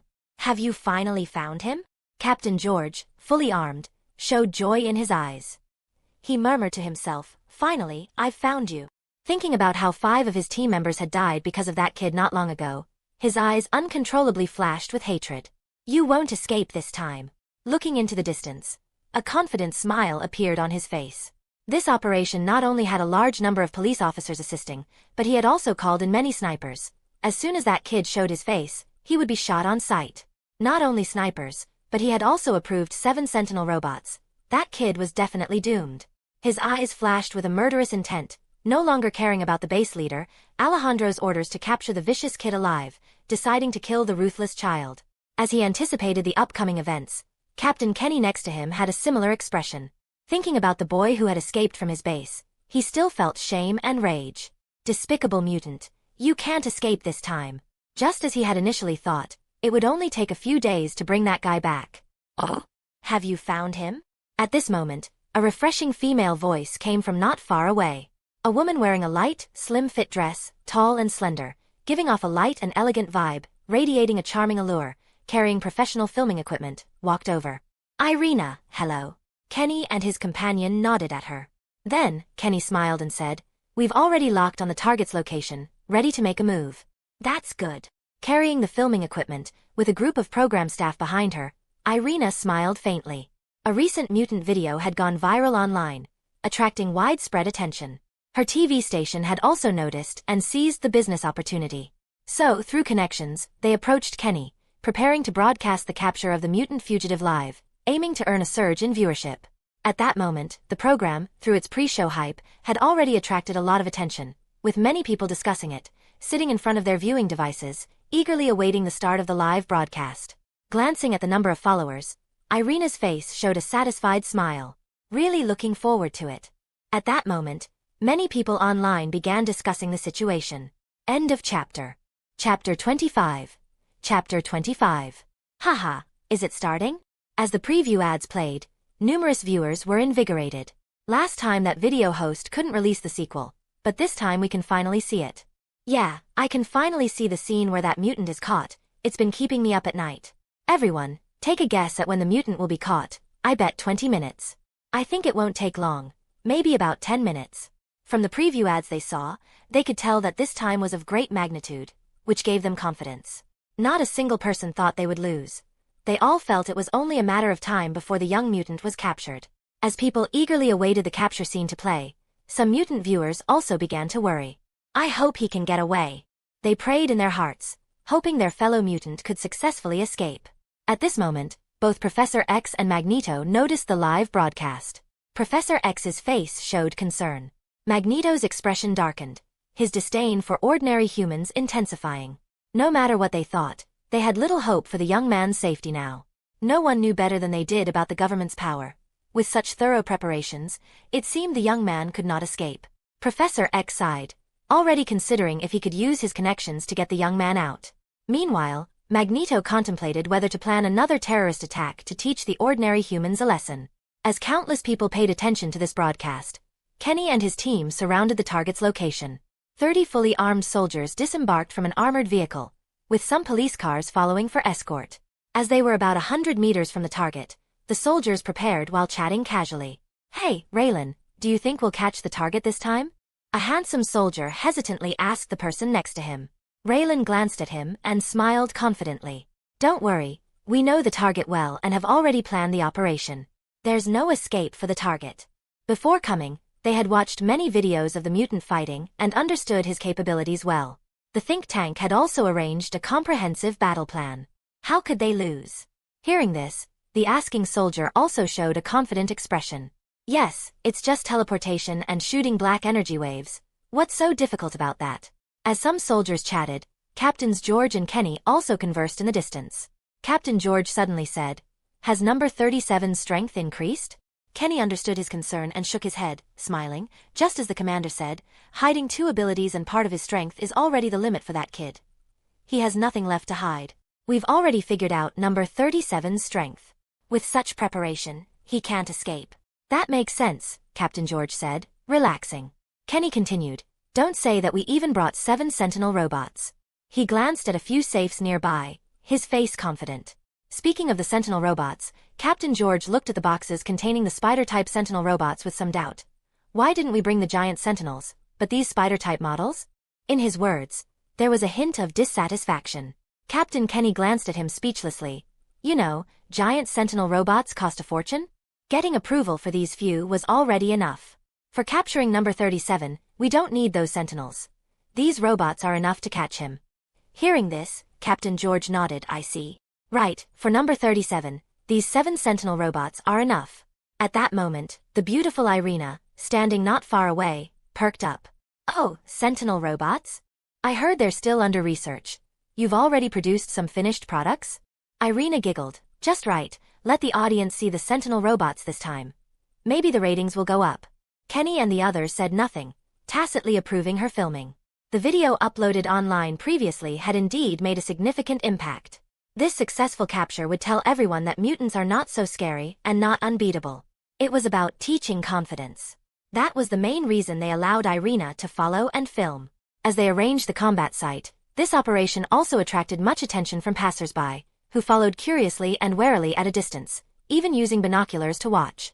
A distance away, Chris, who had once saved Syd, was hurrying to the scene. "Kid, you have to hold on." Since seeing the preview earlier, he knew the child was in danger. Although he had seen the child's abilities before and knew they were somewhat effective, facing such a military encirclement, what use were those abilities? How could he possibly escape? So, he was rushing there, hoping to help the child escape if possible. As he headed there, Captain George and the others began their action. Bright lights shone on the bar, making the street as bright as day. Inside the bar, Logan and others, who were chatting, also noticed the crowd's panic. "Run! The police have surrounded the place." "Oh my, I don't want to be involved." The crowd screamed in panic, rushing towards the exits. "What's happening?" Valentine looked puzzled. "I'll go check," Logan said gravely. Trusting his healing factor, he strode towards the bar's entrance.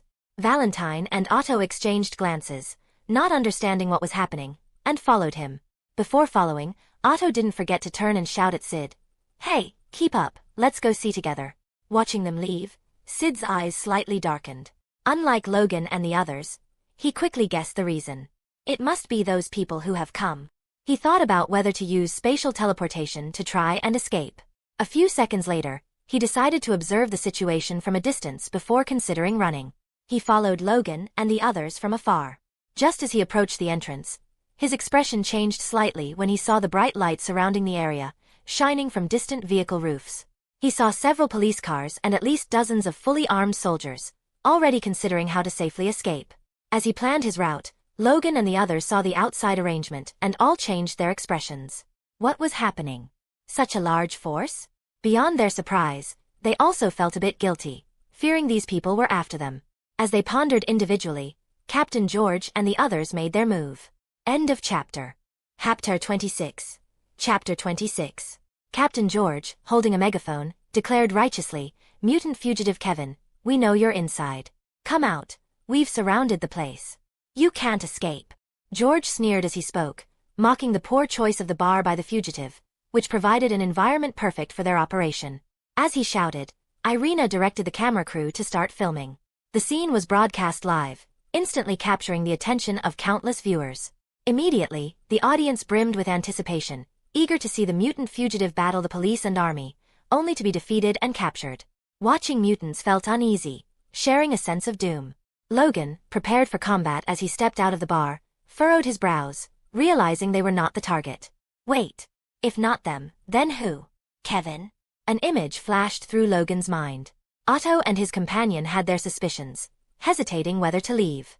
Although they were mutants too, they had no personal connection to Kevin and saw no reason to risk so much. After all, they were facing dozens of fully armed soldiers, and they doubted anyone could defeat them. As they hesitated and Syd was about to use spatial teleportation to retreat, his expression suddenly changed. Seeing that George's calls were unanswered, he signaled a few soldiers to open several boxes. As the boxes opened, 7 basin-sized black spiders stood up and quickly scurried towards the bar at an astonishing speed. "Target locked," a cold mechanical voice announced. They paused briefly, then with incredible accuracy, rushed towards Syd's direction. Syd, ready to teleport, changed his expression slightly. "Have they locked onto me?" He quickly realized. These damn things, Sentinel robots? He recognized them as Sentinel robots, though he was unfamiliar with this specific model. If it were the infamous Phantom Sentinels from the reversal of the future, he would know the model. Clearly, these spider-type Sentinels, like the Phantom Sentinels, also had the ability to identify and lock onto mutants. Trouble. He knew that without dealing with these Sentinel robots, even using spatial teleportation might lead them straight to him later. Why must they provoke me? Syd's eyes flashed with a fierce light. Since these people were so persistent, they should be prepared to face death. The next second, facing the Sentinel spiders approaching within 15 meters, he pointed his finger. Black particles. Black particle experience +1. The black particles shot out like bullets, swiftly heading towards the Sentinel robots. Sensing something, the Sentinel spiders' red eyes flickered, and they dodged slightly. Although they moved quickly, some of their legs were still swept away, causing them to topple to the ground, unstable. What's this? Logan and others were confused and immediately turned to look towards the bar entrance. The area around the bar was nearly empty by now. They moved closer and saw a familiar figure. Is that Kevin? Although Otto and his companion had anticipated this, they were still surprised to have their guess confirmed. What had this young man done to warrant such an aggressive response from these people? They were now even more inclined to leave the area. Logan, however, reacted differently. Trouble. Logan spat out his cigar. While he verbally expressed annoyance, seemingly uninterested in intervening, his actions spoke otherwise. His eyes gleamed with a bloody light, and he raised his hands, unleashing his adamantium claws. He charged towards the Sentinel robots. The Sentinels, having hidden after the black particle attack, now had their red lights flicker. They had detected these 3 mutants earlier but had not targeted them since they were not their primary objective. However, they hadn't expected them to interfere now. Clearly, this hindered their mission. Soon, their programming issued a command to eliminate these 3. In an instant, 3 black Sentinel spiders encircled Logan. With a swish, Logan's claw struck at a leaping Sentinel spider. To his surprise, the creature was unexpectedly sturdy. Even his adamantium claws only left deep marks, giving a sensation of resistance. How had that youngster easily dismembered a spider's leg? Logan's eyes showed his puzzlement. Seeing Logan surrounded by Sentinel robots, Otto and his companion, who were about to leave, reluctantly joined the fray. Otto's figure blurred, sprinting at the speed of sound towards one of the Sentinels and punched it. With a bang, the Sentinel spider was sent flying, but he also howled in pain, clutching his swollen right hand. Shit, what kind of tough stuff is this? On the other side, Valentine burst out with white-blue electricity, striking a Sentinel spider attacking Logan with a bolt of lightning. As they battled the Sentinel robots, Captain George and the spectators of the live broadcast also noticed the sudden appearance of these 3 mutants. Target has engaged. All units be aware. George first alerted the others, then picked up the megaphone to warn Logan and the others. Those 3 mutants, stop immediately, hands up and put your heads on your heads. After several warnings, seeing they were not heeding and the Sentinel robots might even be defeated, Captain George ordered, use tranquilizer guns on them. Soldiers took out specialized tranquilizer guns and began firing at the distant trio. The 3 were quickly at a disadvantage, risking being hit and then collapsing, unable to move. As they fell into a difficult position, the audience began commenting. These 3 are impressive. Such speed, and another one can emit lightning. The Sentinel robots are losing. These mutants are amazing. The big guy with claws is also formidable. He took down a Sentinel robot with one swipe. After their praise, they began to predict their defeat. But now they're going to lose, haha. Yes, look how frantic they are. I told you, no mutant can defeat so many soldiers, just as expected. Just as Logan and the others felt somewhat desperate, and the audience enjoyed the scene, a figure appeared in the camera's view, exposed to everyone's sight. End of chapter. Chapter 27. Chapter 27. The gunfire paused momentarily.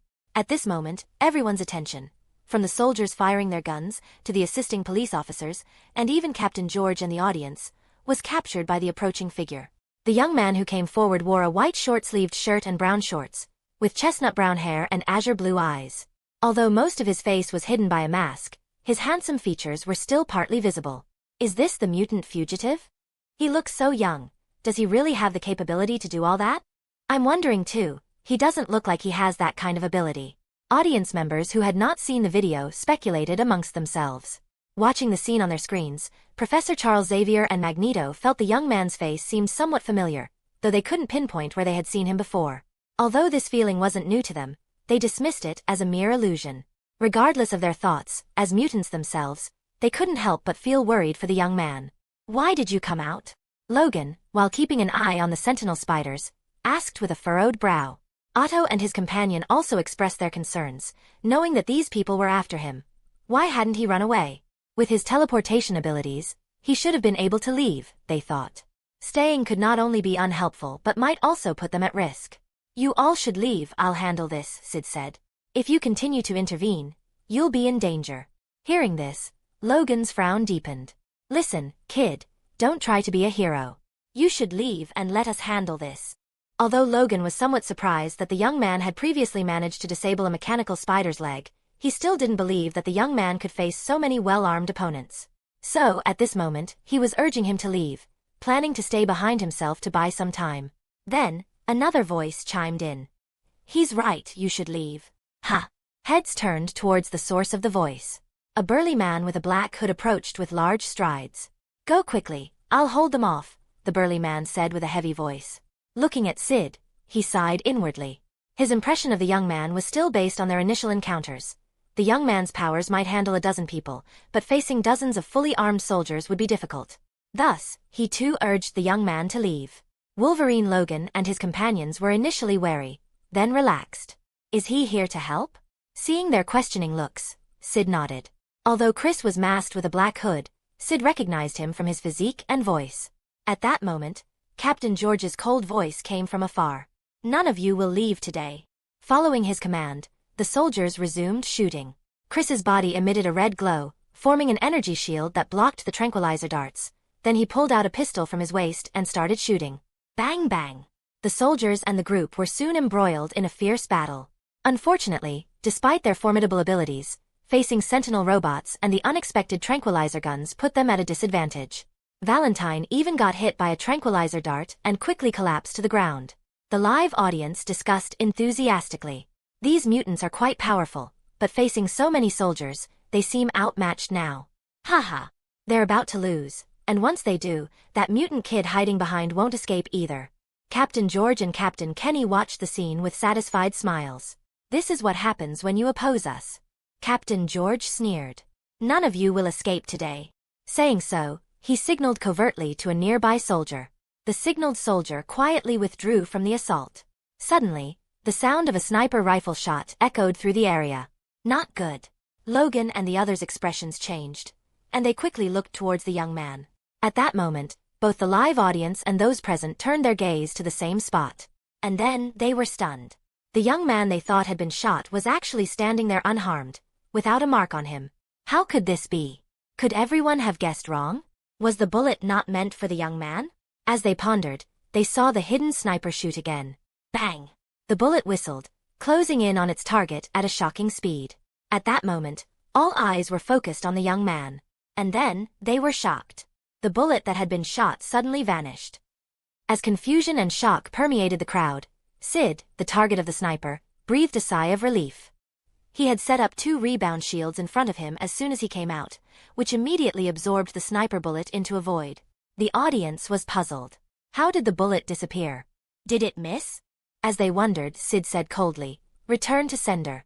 Without waiting for the bullet trapped in the void space to disintegrate, Syd released it. Swoosh! The frozen sniper bullet reappeared and sped back towards the sniper at the same speed. What? Ah! The sniper screamed as the bullet struck him in the chest. Blood splattered as he clutched his chest, falling to the ground, gasping for breath, seemingly hit in the heart. Whether it was the sniper or others, everyone was filled with astonishment. What kind of power is that? Rebounding bullets? While the audience was confused, the expressions of Captain George and Captain Kenny changed drastically, unable to believe what they had just seen. Did number 37 hide another ability? Amidst his astonishment, Captain George urgently ordered the soldiers, "Forget those other mutants. Focus all attacks on that mutant fugitive." Yes. Instantly, a barrage of tranquilizer darts and bullets rapidly headed towards Syd. Rebound shield experience +1. Rebound shield experience +1. Bullet after bullet, dart after dart, mysteriously disappeared and then reappeared. Ah! Despite being prepared, Captain George and his men were still caught off guard by the returning bullets and darts. For a moment, screams filled the air. Logan and the others stood aside, completely dumbfounded by the scene.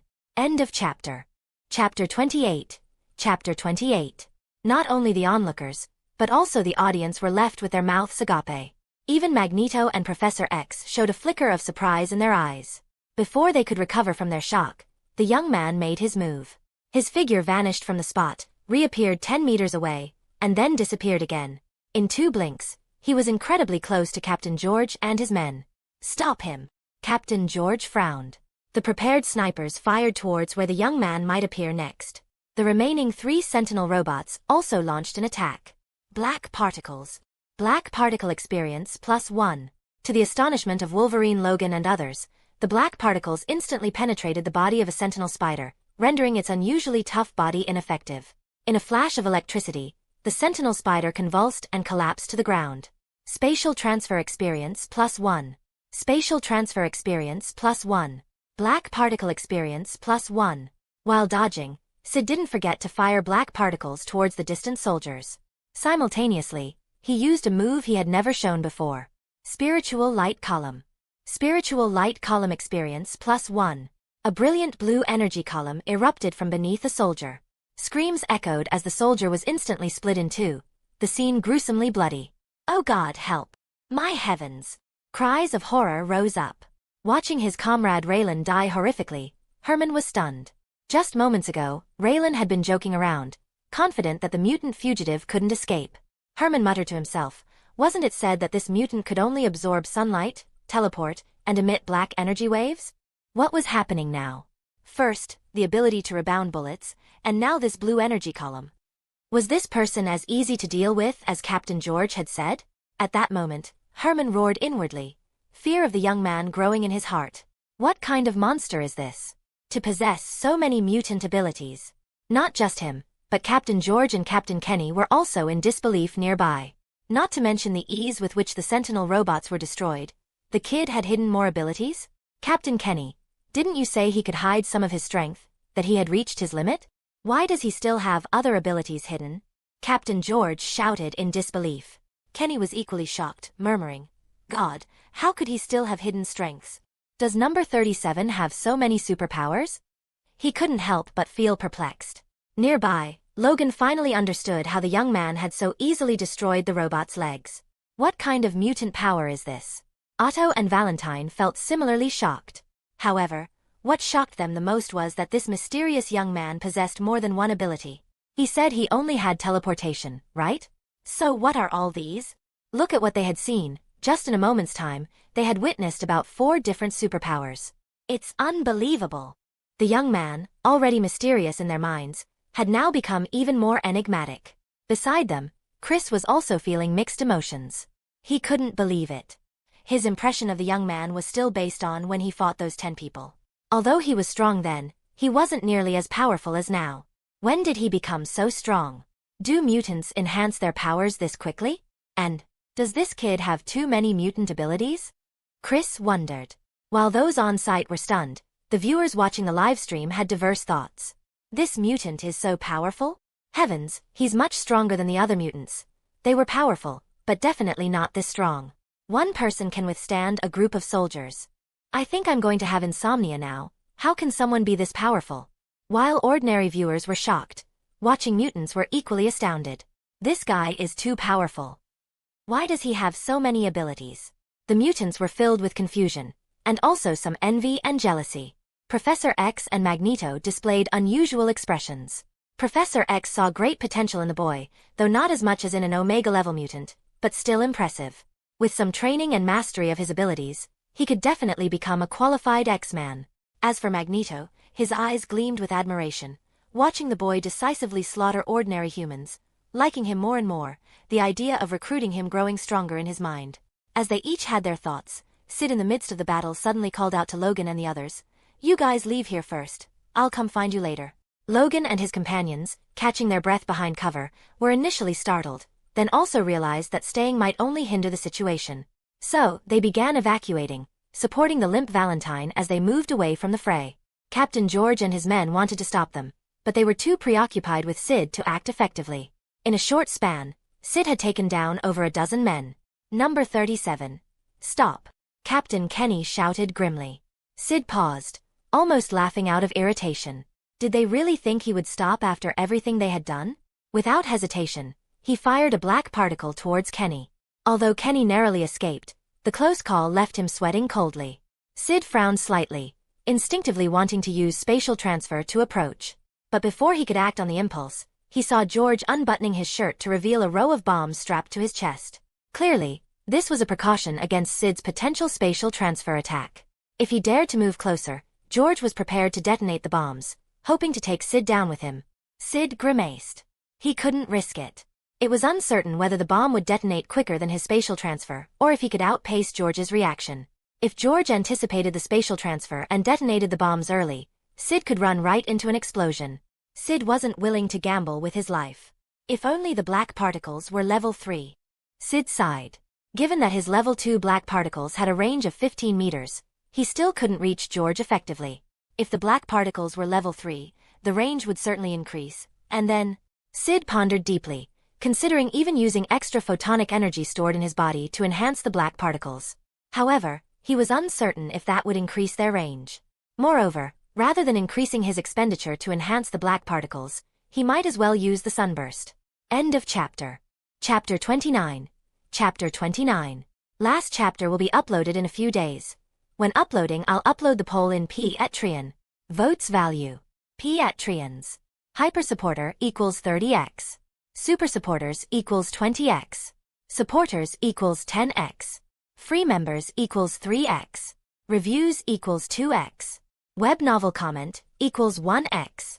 The poll will be up in a few days, so for the moment you can read the other 2 fanfics. They are pretty good, so you can give them a try. Cheers. Thinking about the sunburst, Syd shook his head. After sensing the remaining energy inside his body, he knew it was impossible to execute it now. The battle had drained him, not just from the spatial transfers but from the energy expended to eliminate those 10 or so people. His internal energy store was only enough for about 40 uses of his abilities.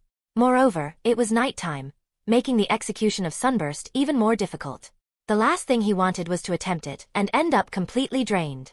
Even if he could execute it, he wouldn't be able to eliminate all of his pursuers at once. It seemed that if he tried and exhausted his energy, he would be left helpless. If only I had more photon energy, or if Sunburst was at level 2. Syd sighed to himself. After sensing his remaining energy and noting that Logan and the others had left, he felt it was time for him to also make his exit. Black particle experience +1. Black particle experience +1. Before leaving, he fired 2 black particles at a nearby sentinel spider, completely destroying them to prevent any pursuit.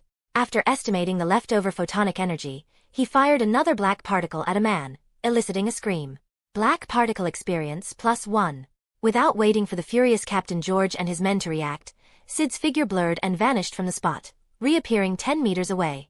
After several more flickers, he completely disappeared from everyone's view. George and Kenny, with grim expressions, hesitated for a moment but did not order a pursuit. Damn it!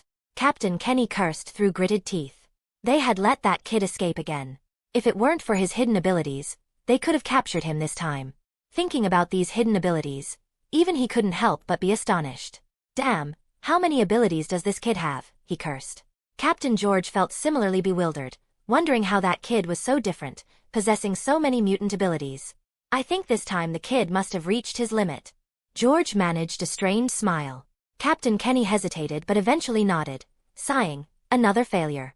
We need to think about how to explain this to Alessandro. George's expression soured. It wasn't really their fault. It was that the kid had again shown new powers. Just then, they heard Irina comforting the audience. Dear viewers, it seems our capture operation has failed, but don't be discouraged.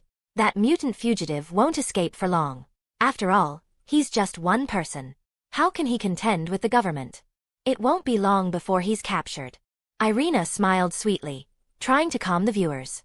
Some viewers, initially fearful of mutants, relaxed a little. Right, that mutant is powerful, but how could he possibly stand against the government? If the military had been deployed, he would have been captured already. Many people relaxed thinking this. Listening to Irina's comforting words, George and Kenny felt even worse.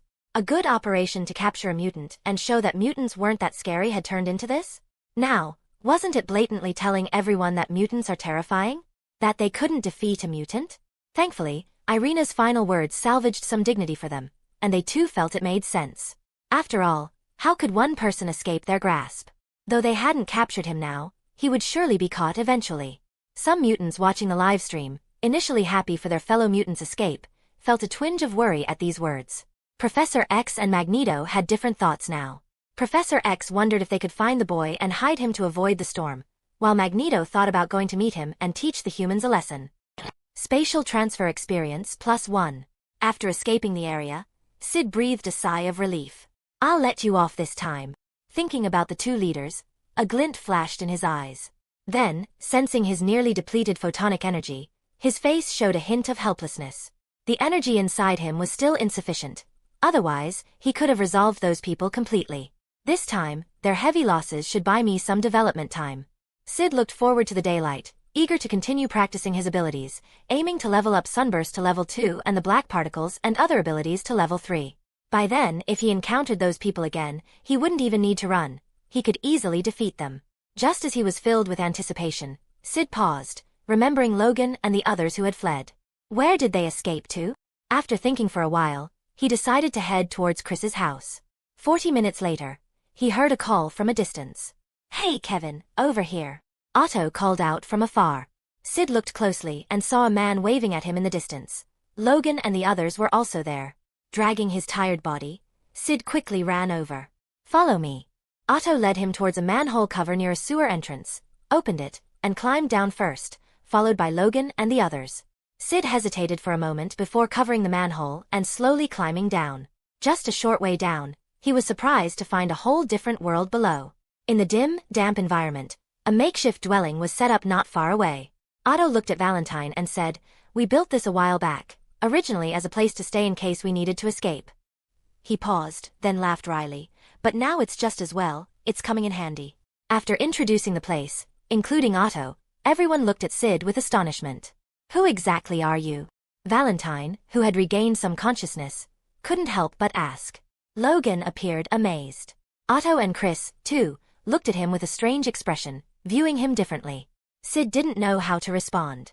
At that moment, Wolverine Logan said dryly, "Kid, you sure have a lot of abilities. You said you only had teleportation?" He looked at Syd with an odd expression. Syd felt a bit awkward and tried to explain, "I didn't say I only had teleportation, just that I could do it." Despite his explanation, Logan and the others still looked at him as if he were a creature. Especially Logan, Otto, and Valentine. Previously, they had found him mysterious because of his detailed recounting of Logan's exploits. After the recent battle, they found the young man even more unfathomably mysterious.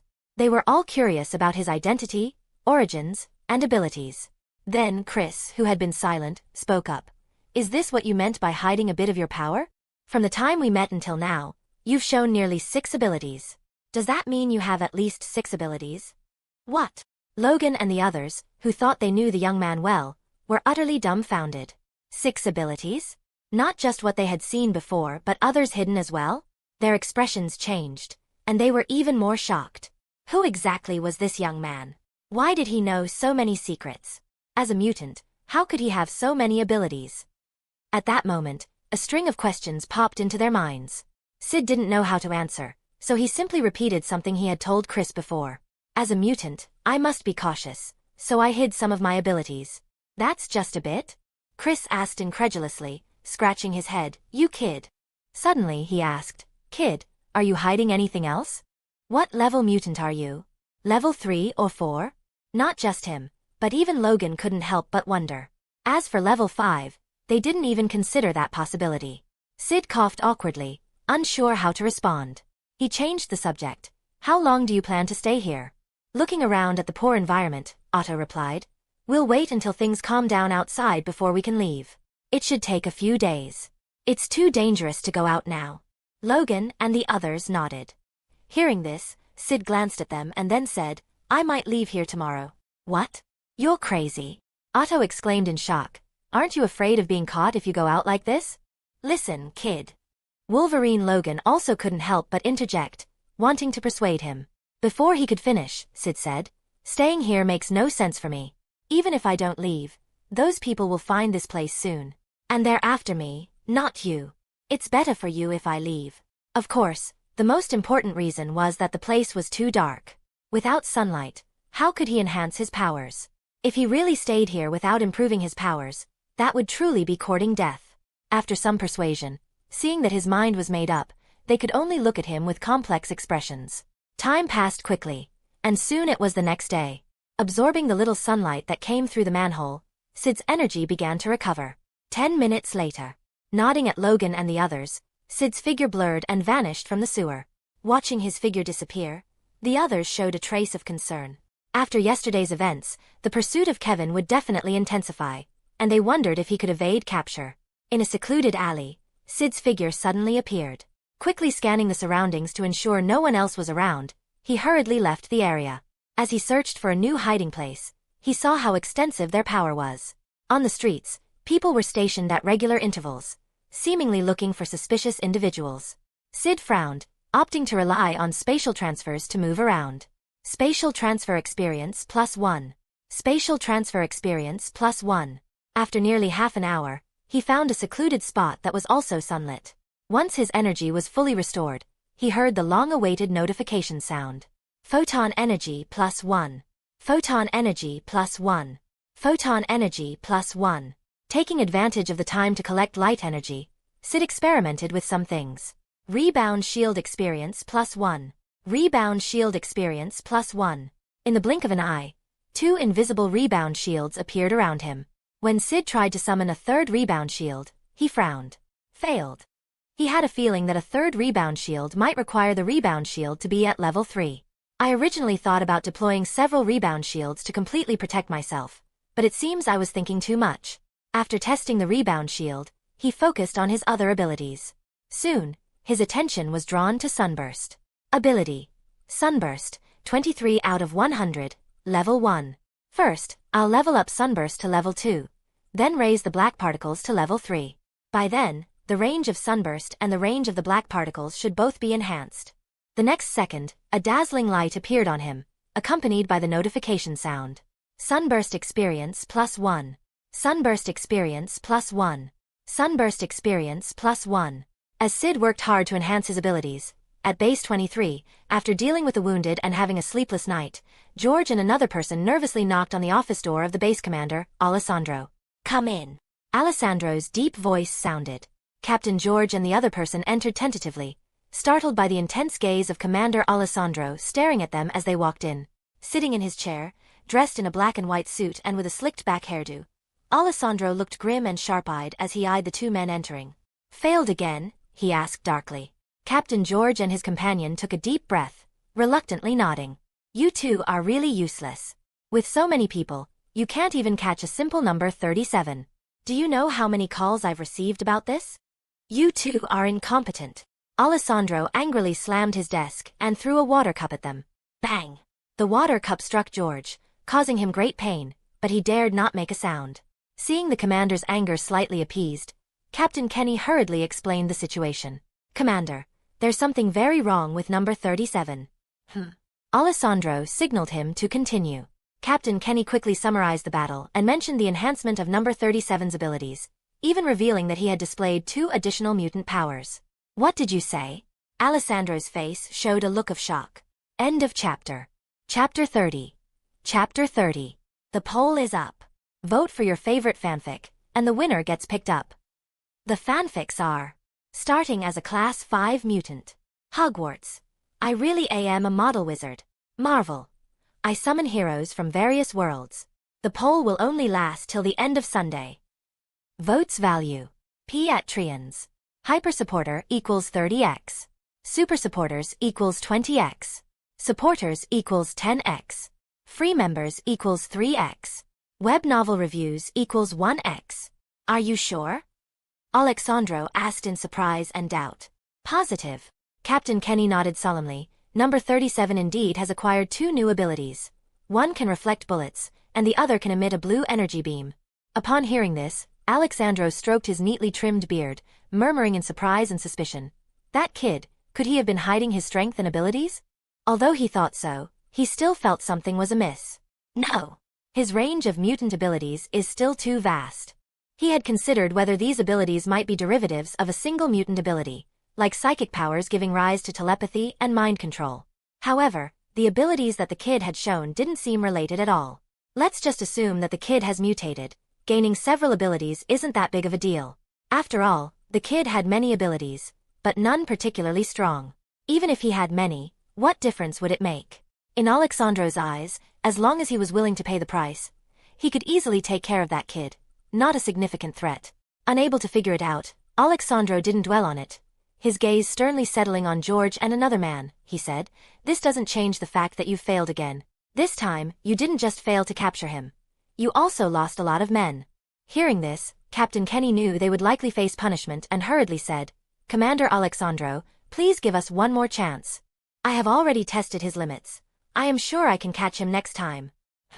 George and Alexandro, standing by, were slightly startled by his words. "Oh, Captain Kenny, what do you mean?" George asked in surprise.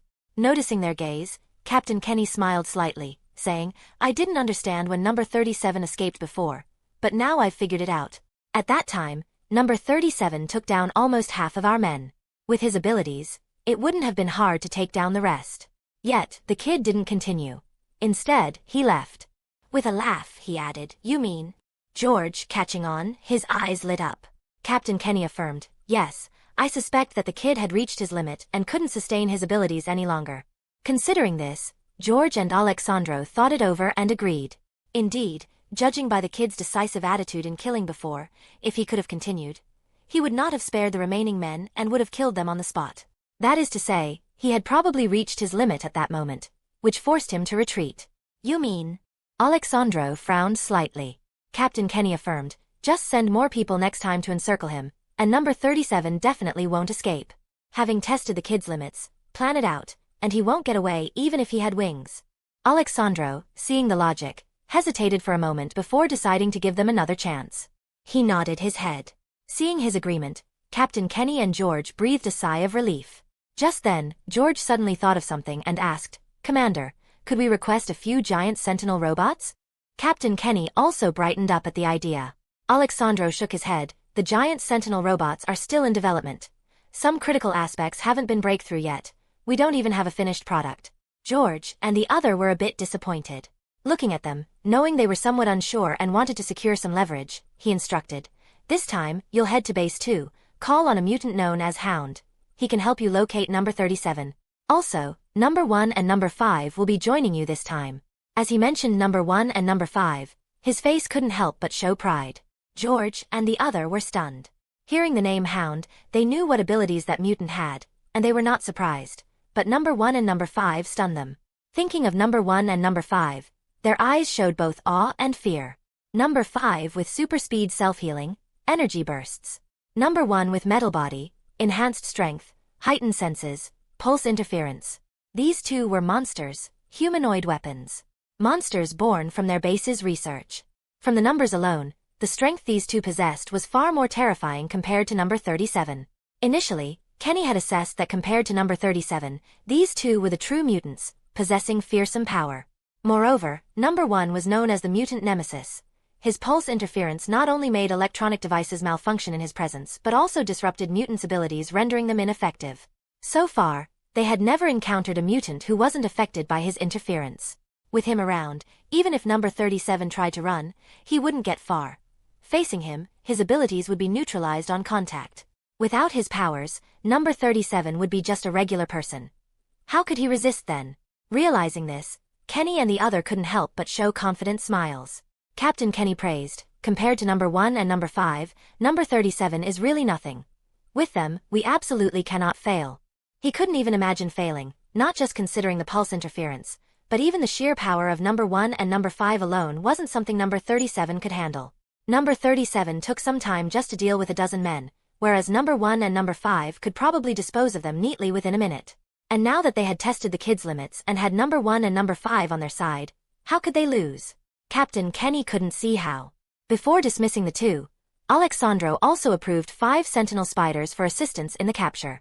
Then, he stayed in his office, quietly awaiting good news. While they were discussing these matters, inside Base 23, both regular and mutant prisoners were whispering among themselves. Hey, have you heard? They still haven't caught number 37. Not only that, but he killed a lot of the people they sent after him. I heard it was a dozen or so. The inmates shared the news they got from the guards. Really? They still haven't caught him? How is that possible? Does number 37 really have that much strength? I've seen that number 37. He shouldn't be that strong, right? What kind of mutant power does he have to kill so many people? End of chapter.